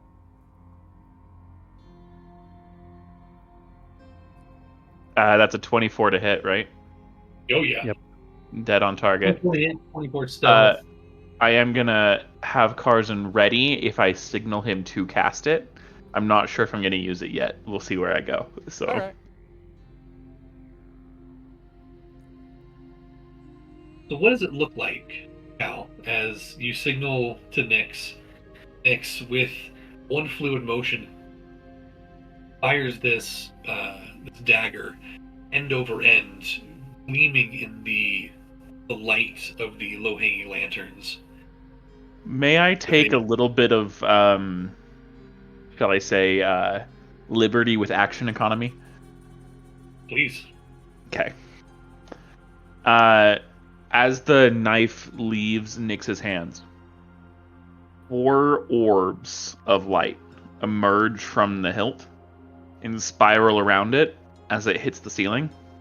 As it flies through the air, getting further and further away from it until it hits the ceiling. As it hits the ceiling, Cal appears holding the knife, and the orbs fly out to each of the 4 corners of the room, and then drift down to about where head level would be. Cal casts Feather Fall on himself to gracefully drop down and stand on one of the rafters.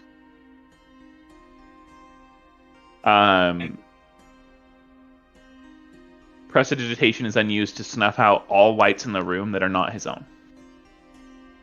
Awesome. You could hear it drop. You could hear a piece of hay drop and hit the floor. It is so quiet in this room right now. Tarzan coughs.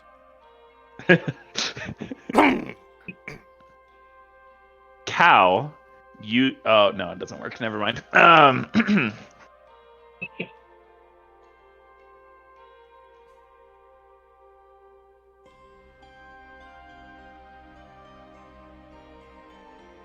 We begin our story with Erdriel Lorien, an astral elf of the true bloodline. Sorry, rewind. An Avriel of the true bloodline.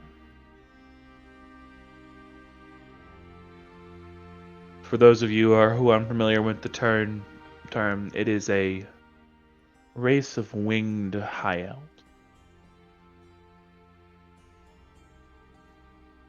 Erdriel was named for a member of the Seldarine named Erdri. Erdri is the goddess of wind and weather. As I say that, I'm going to use Prestidigitation to send a gust of wind that buffets the door open for a moment and sends cold air across the room, and then closes the door again.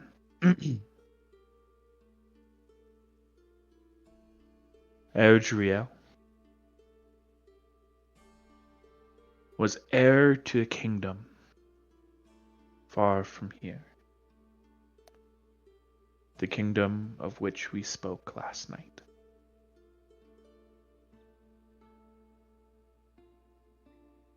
Corellia Avast Lorien. Named for Corlon, was a full-blood astral elf of a rival house. Due to another story that I would be happy to tell tomorrow, the two ended up in a political marriage union. They then gave birth to one Corel Diel Lorien.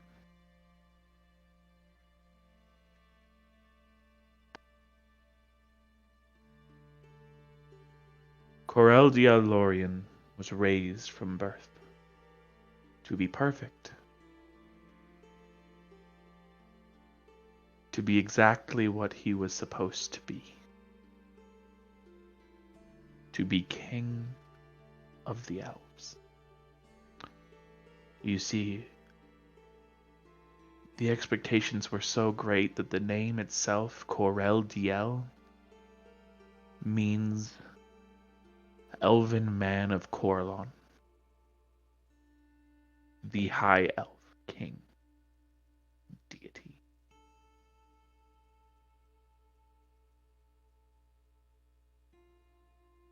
These expectations settled hard on Coreldiel, and he eventually rebelled. And he found paths, and for the sake of time, I'm not going to go into the details of the early adventures that Coreldiel took for us, but Cal does tell that whole story, talking of the paths that he went down, the times where he escaped from the royal family's compound and found himself among the common folk, telling his story of how he met the woman that he told a story of last night.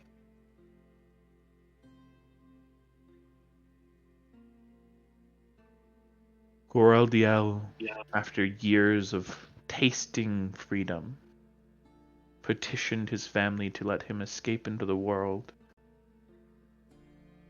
to learn what the world was like, to prepare him to be a better king. He was granted permission to leave for 5 years to explore the world. Coreldiel left, going far and wide with a promise to his sister, his younger sister, that he would be back, that he would not let the power corrupt him.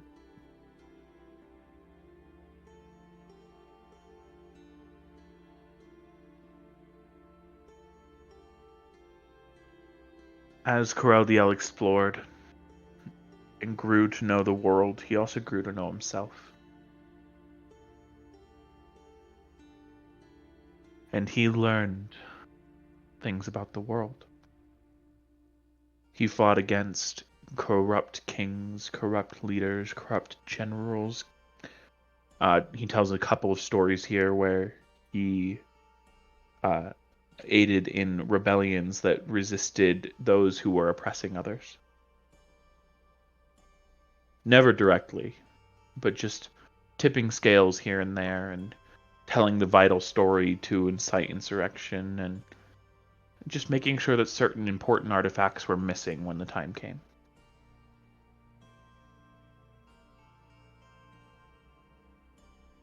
And he realized through all of this that he had more in common with the attitudes of the corrupt than the leaders of the just.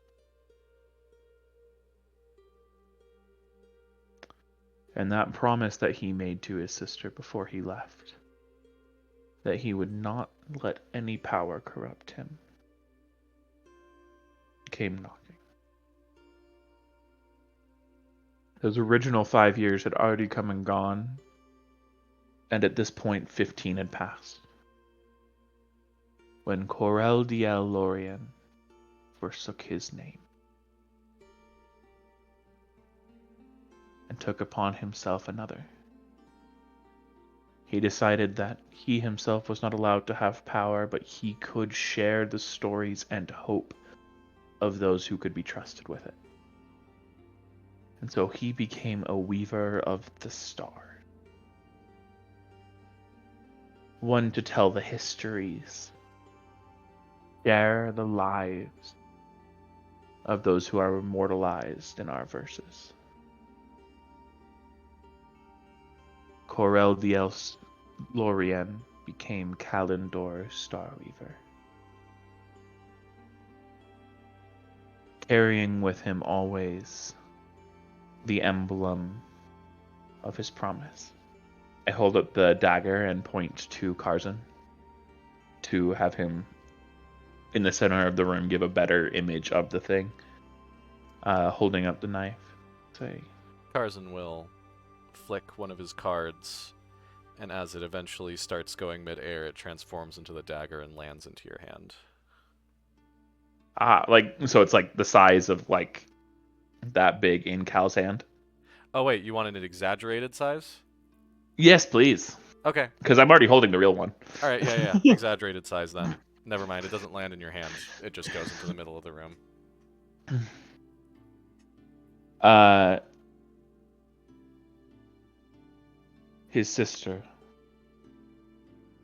Labelia Lorien, named for the philosopher god, always knew the path that Cal would go down. She sent a token to remind him of hope and to grant a connection to his home. Kalendor, after spending years traveling from land to land, telling the stories that he learned to all those he came across, found himself in the middle of a story himself. In a small town named Harmelthen.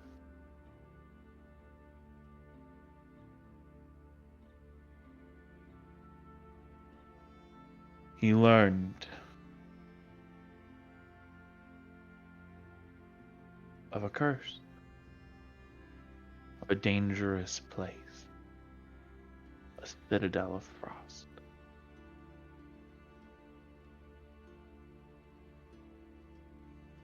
Cal is going to start like weaving through the rafters, stepping from like perch to perch, as he tells of the traversal of the citadel, of them saving the life of Simeon. And Cal will actually illuminate Simeon extra directly for a moment. Soren. Soren, my bad. Yep, names. I'm really bad at names. Cal's not. He got it right. I'm bad at names. And about if she's there. Garenwyn? Garenwyn, thank you, as well. And talk about the terrors and the trials. He will also describe in unapologetic detail every word he remembers of the conversation that he had with the entity during the night. Most of that the party would have already heard, but the details that Cal didn't share are there, including the fact that he chose to forget the end of the conversation due to a lack of trust for himself. He then continues to share the details of the following story until they climb up the tower, fight the entity, and he ends up being claimed by it. And it feels right. For a time. Being able to have that kind of power and that kind of control over others felt correct. For anybody who is watching Cal's face, there is a look of absolute disgust on his face at the thought of himself. He then talks about how his companions defeated the entity. And as Cal came to himself, he realized how wrong the power he had was. And how he had done the very thing he had promised never to do.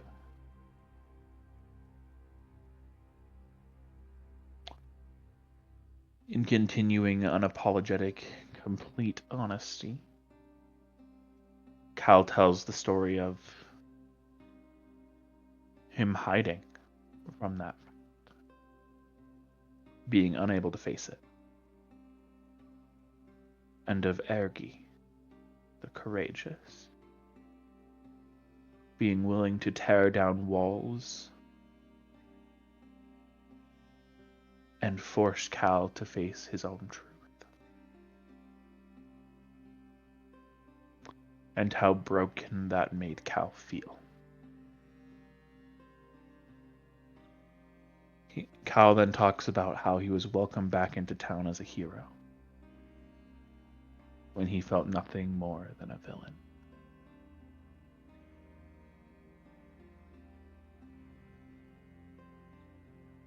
He then talks of the journey through the snow, where the ice against his face almost felt more hot than the cold that was brewing inside of his soul.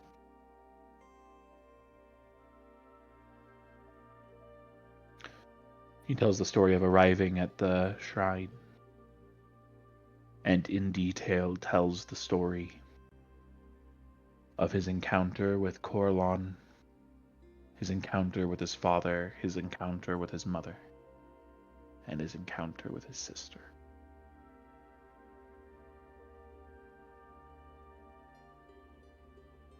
He tells the words that Corlon said to him, and talks about how at the end of the day, it doesn't matter what we do. We don't have to protect all. We don't have to be in control of all. We don't have to have all of the power and all of the ability. All we have to do is start with helping one. Start with one.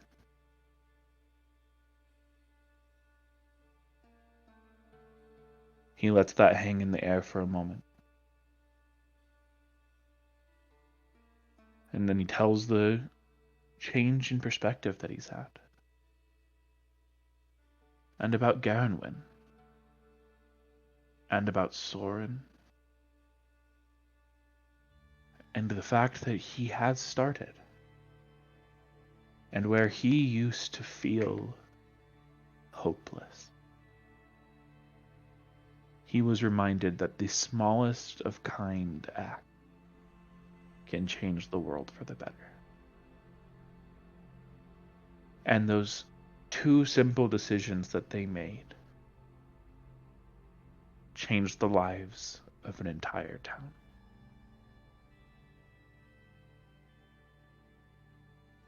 He then calls the entire tavern to action. To remember that they do not need to have the power, nor capability, nor trust in themselves to make everything better. All you need to do is start with one. Cal will then cast Featherfall on himself again, lower down from the rafters to the center of the room, give a deep bow while standing on somebody's table, making sure not to step in their food, and say thank you all for coming tonight. And then wander behind the bar and make himself a drink.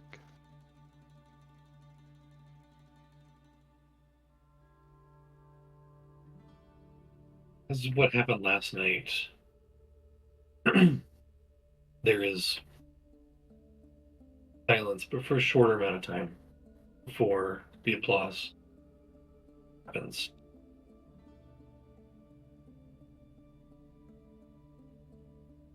And this time, as the applause turns into a standing ovation, you see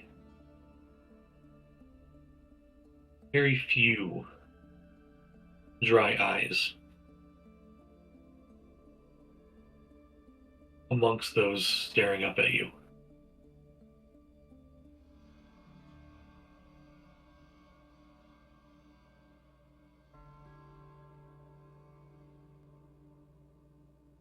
And then, almost as one, the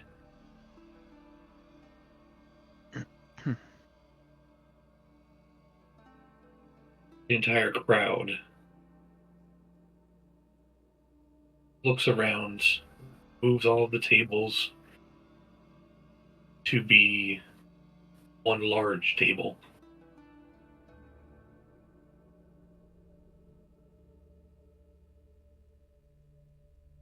And as a community, as a collective,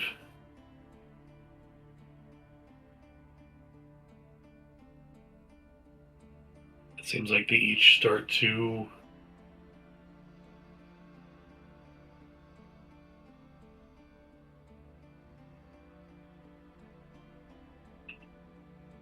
finish their meal, but in a way where they're all together.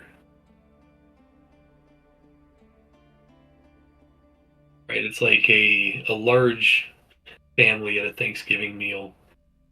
Everybody's at one table. Everybody is smiling. Those who normally wouldn't get along do.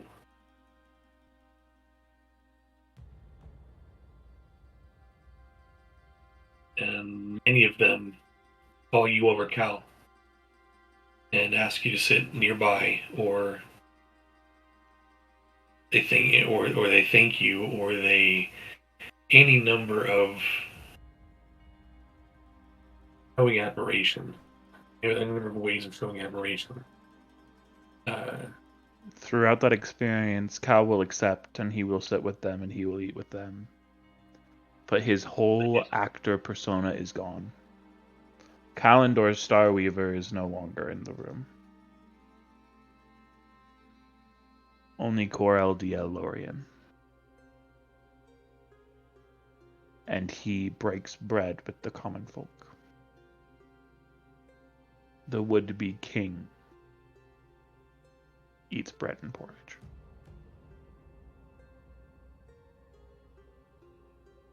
And everyone enjoys it.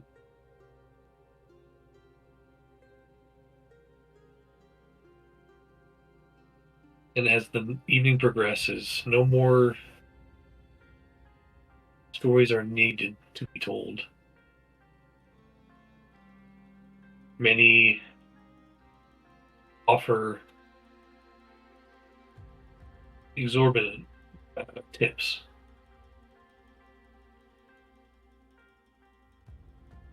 I imagine Ergi at one point would wrap his arm around Cal and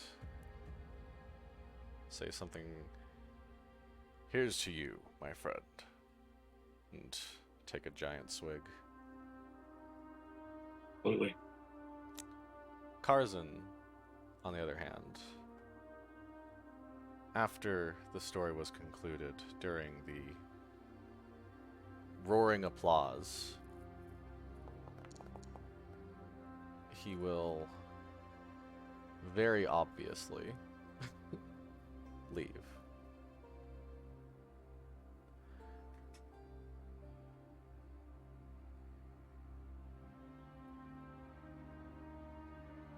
There's the sound of wood scraping on wood as Karzan accidentally bumps into a table as Granted, he's during the roaring leaving. applause, but can only Still, hide so yeah. much. Yeah. As the evening finishes, people are.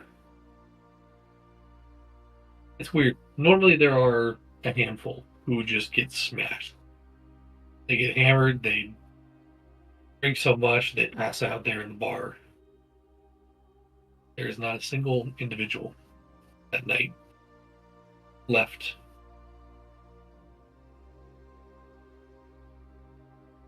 And while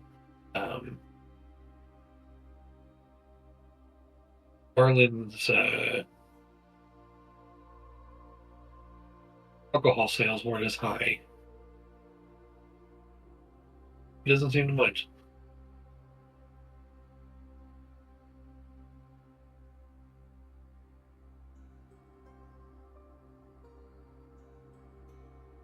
Even just walking outside, breathing in the frigid winter air, seeing the stars above, partially blotted out by the shadows of the citadel. It almost seems like the whole town has taken a breath of fresh air. and they bid farewell to each other as they walk back to their abodes. Uplifted for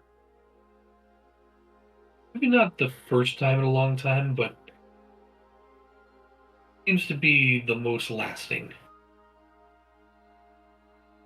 time in a long time.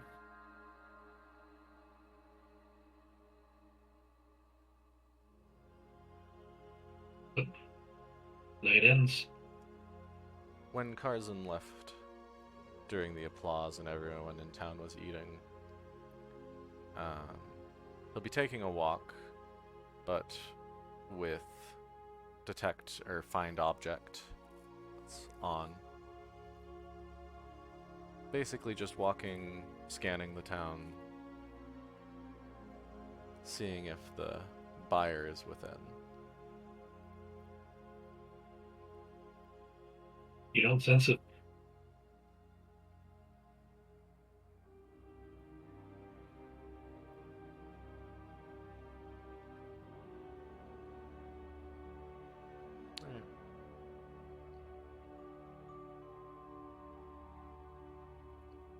Then I go home.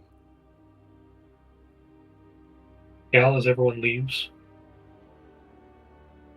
Ergi is still there, sticking close by. Nix, what are you up to?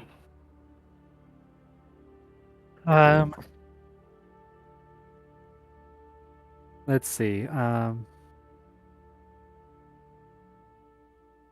think when Cal extinguished all the lights in the room except for the lights that he had sent out, that sounds like that would have been dark enough for Nyx to sneak out from behind the counter without being seen.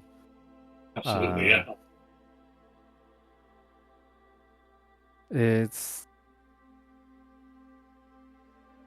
I'm not sure he's actually used to this big crowd after growing up in a... I think his hometown... Wait, how big is his hometown compared to Hermelson? I think the crowd is a bit much for Nyx, so I think pretty soon after the big applause, Nyx will head upstairs to his room. Okay.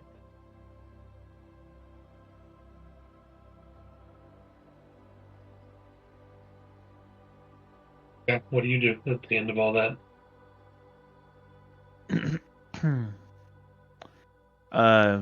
Once the people in the room no longer seem to need Cal. Coreldiel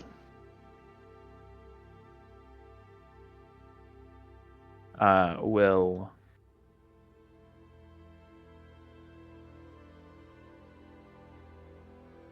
thank Ergi personally again for making the difference, for making Cal face himself.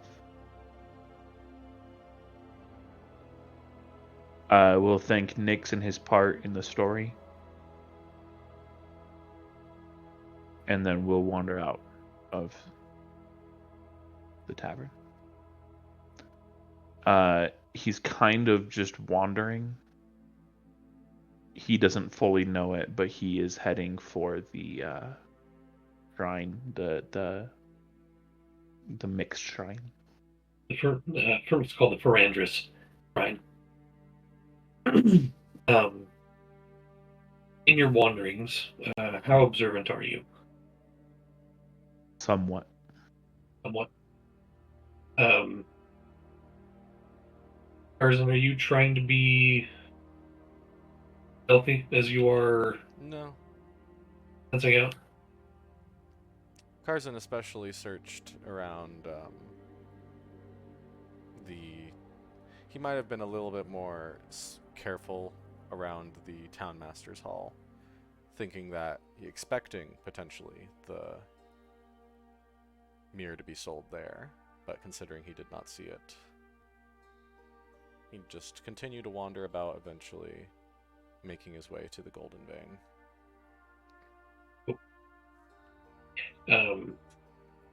Cal, as you are meandering through the buildings of Vermilthen. There's a glint of gold in your periphery.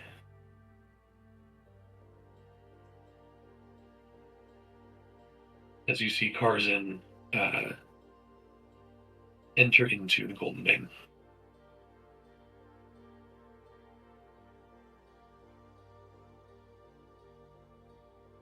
I think Corelliel, as he is thinking of himself in this moment, would log that away, be aware of it, but in this moment would not feel a desire to talk to anyone, and would just continue wandering.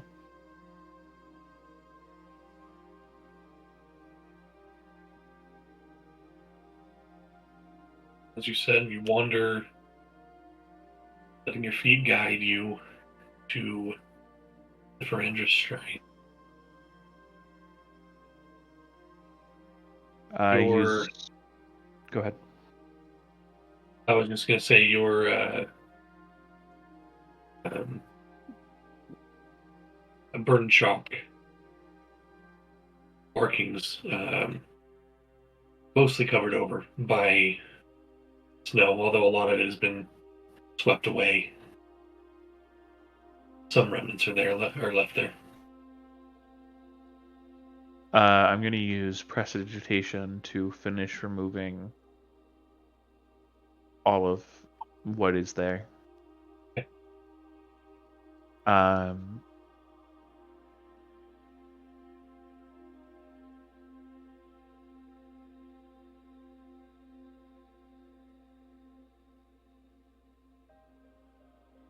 And I'm going to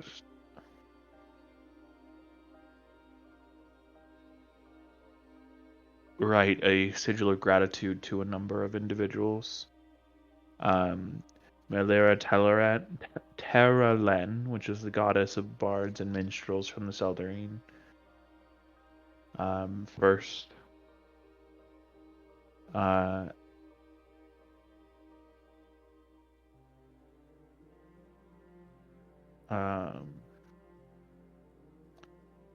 Let that one burn and pass, not expecting a response, just a thank you is being sent.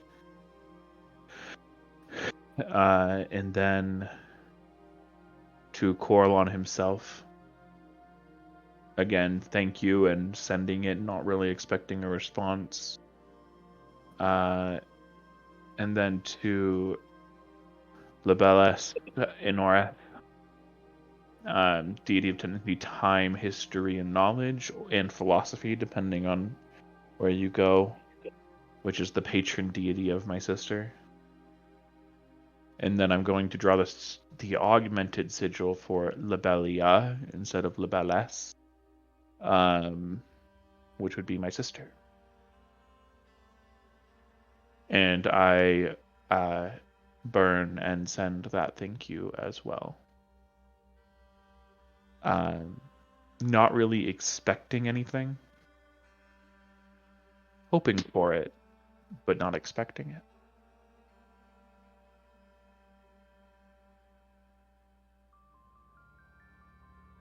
Lighting each sigil one at a time.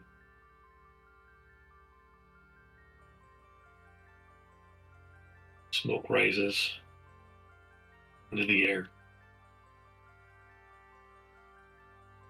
Breeze blows by, cold, frigid air.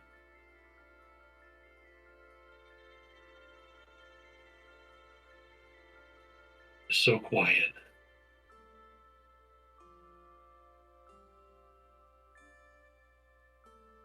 So clear as you look up into the stars.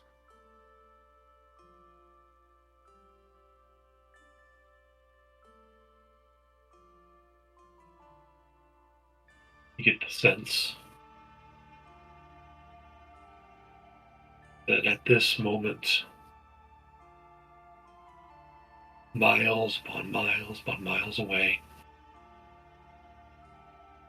your sister is also looking up at the sky, viewing the same stars.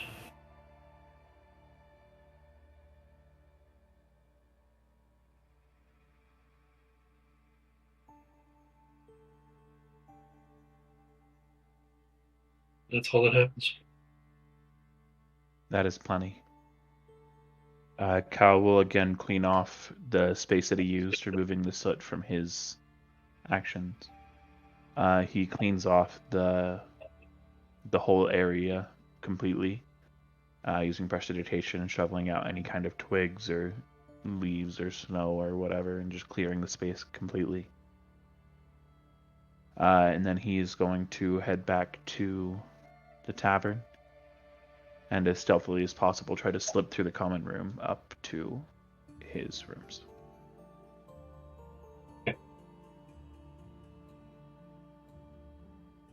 You do so. Not well. Not well. You do get stopped a couple of times. People offering their thanks to your story, your message, your supposed sacrifice. And eventually you do make it up to your rooms.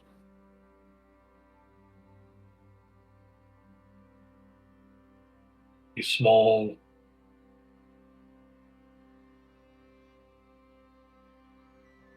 foot by 10-foot room has never felt more comfortable as it has right now.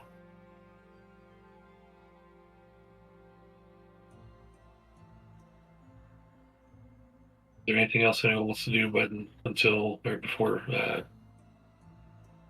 finishing this day?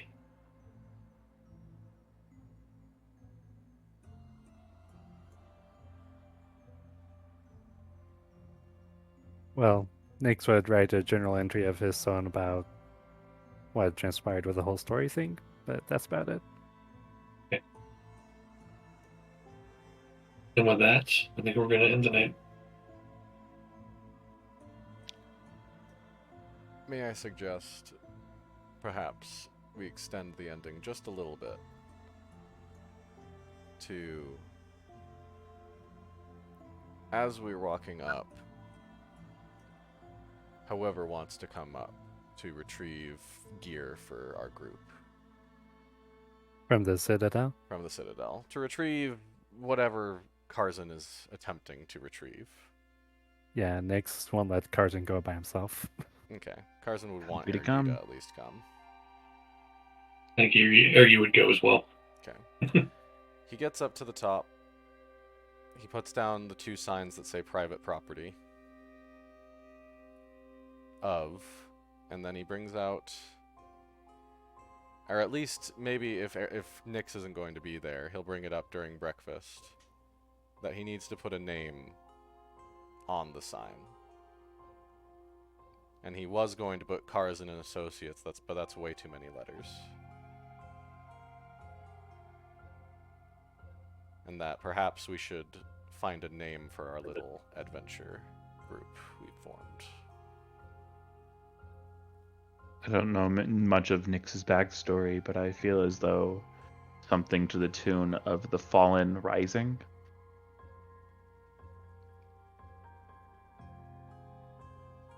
And we can discuss that amongst ourselves and Discord. Yep. And that's like the point we hypothetically leave off on. Is maybe in the tavern, having breakfast, Karzan proposes the name. Sounds like a good Or plan. I proposes like that. us to make a name. And Yep. Yeah. Well, we'll pick up right there next time.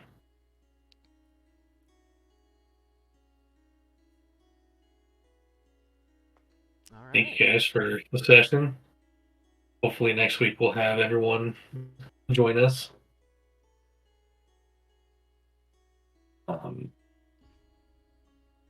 And yeah. Good stuff.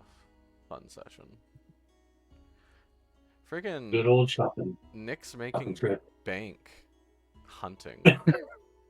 Oh, that is a question I also have. You said exorbitant tips. At some point, I would like to know what that means, but Cal didn't ask yet, so. How much of your Um, money did you make back from the Horsehead patrons? That's my question. Yeah, because the agreement I made with Marlin towards the beginning was my tips plus a portion of a like single-digit percentage of the portion of increased income he has on nights where I perform. So that's not going to be a small number. no, for those 2 free nights of Storytelling and rapturing the whole town to come over to his bar. yeah, pretty much. And I also said I was going to tell the story of my parents the following night. True, you did that, didn't you? Maybe not so many we'll people just are have to interested in a see. trilogy. Maybe that we're not so interested in a quadrilogy, I should say. Yeah. We'll just have to see how much that'll be next time. Sounds good. Because my brain is not working for numbers right now. Yeah, no, that's super fine. And Cal, I don't even know when he's gonna ask, so it's fine. Just Yeah. yeah. Absolutely. Oh, awesome. Yeah.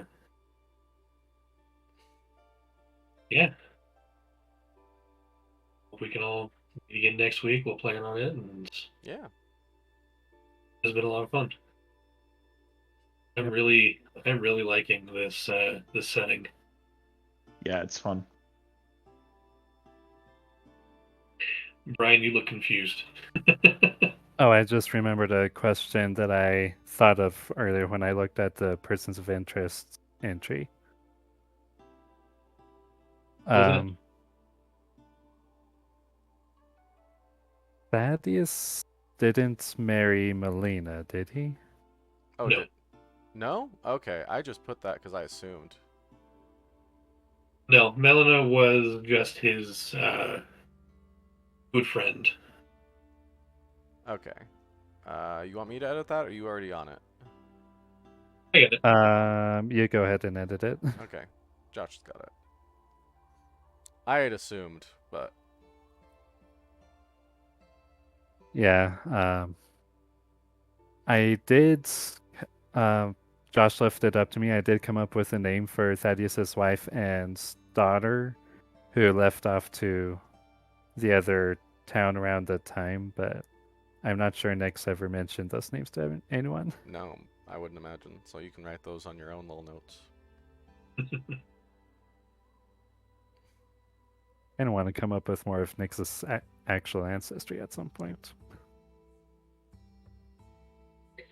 We need full family trees from all of you guys going back 7 generations. Hey, I got okay? a partial family tree at least. I've got 3 if you want it. I don't think you do, but I've got it. Nope. I will say, in regards to the group name, you said the Fallen Risen? Fallen Rising. The Fallen Active. Rising. I don't know how I feel about that. I don't think it's a great group name, but I think the vibe describes us well. And so that's kind of, yeah, I don't know. What's the plural of Phoenix? I want to say Phenai, but that sounds awful. Phenoxin.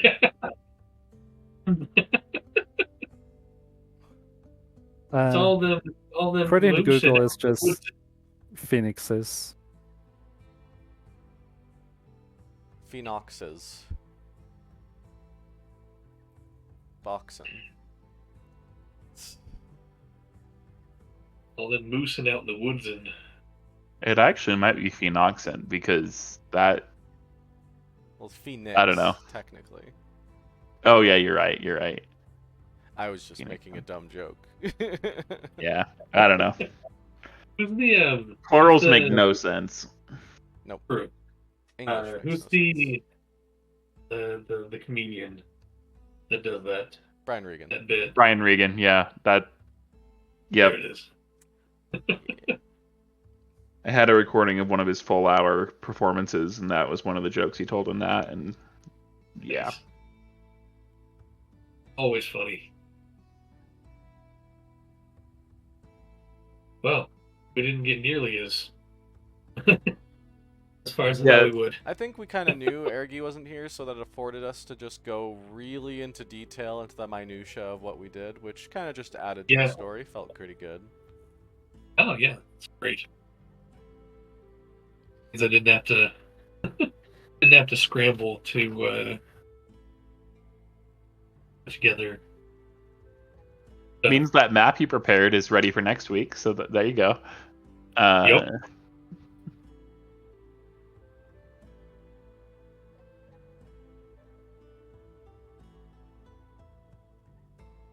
Hmm. Yeah. I'm trying to think of what would be like worth plundering from the Citadel. As far as just like random things to like take. Assuming we don't spend too many hours in the Citadel, Cal would be able to be back, right? I don't expect us to take too long.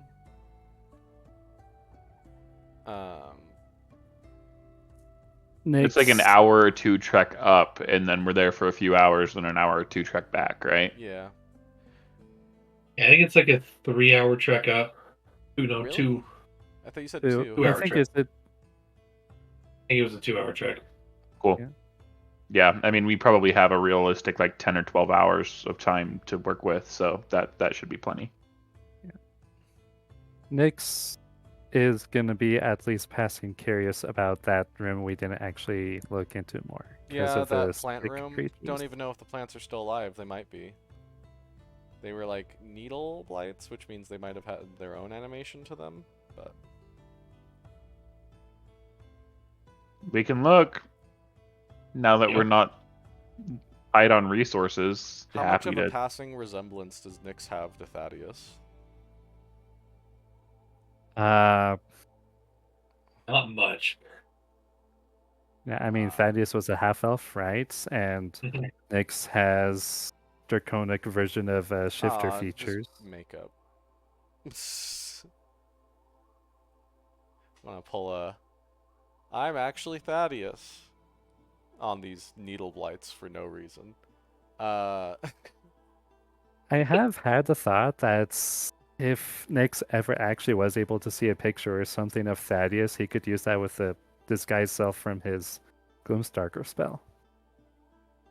Oh well, I was the last person to see Thaddeus, but I'd have to like art that down, and that I don't know. Carson's not good at that.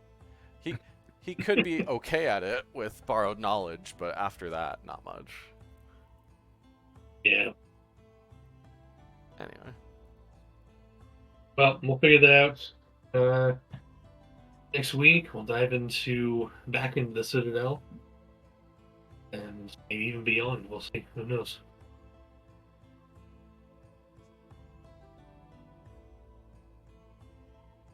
All right. Yeah. Well, everyone have a good night.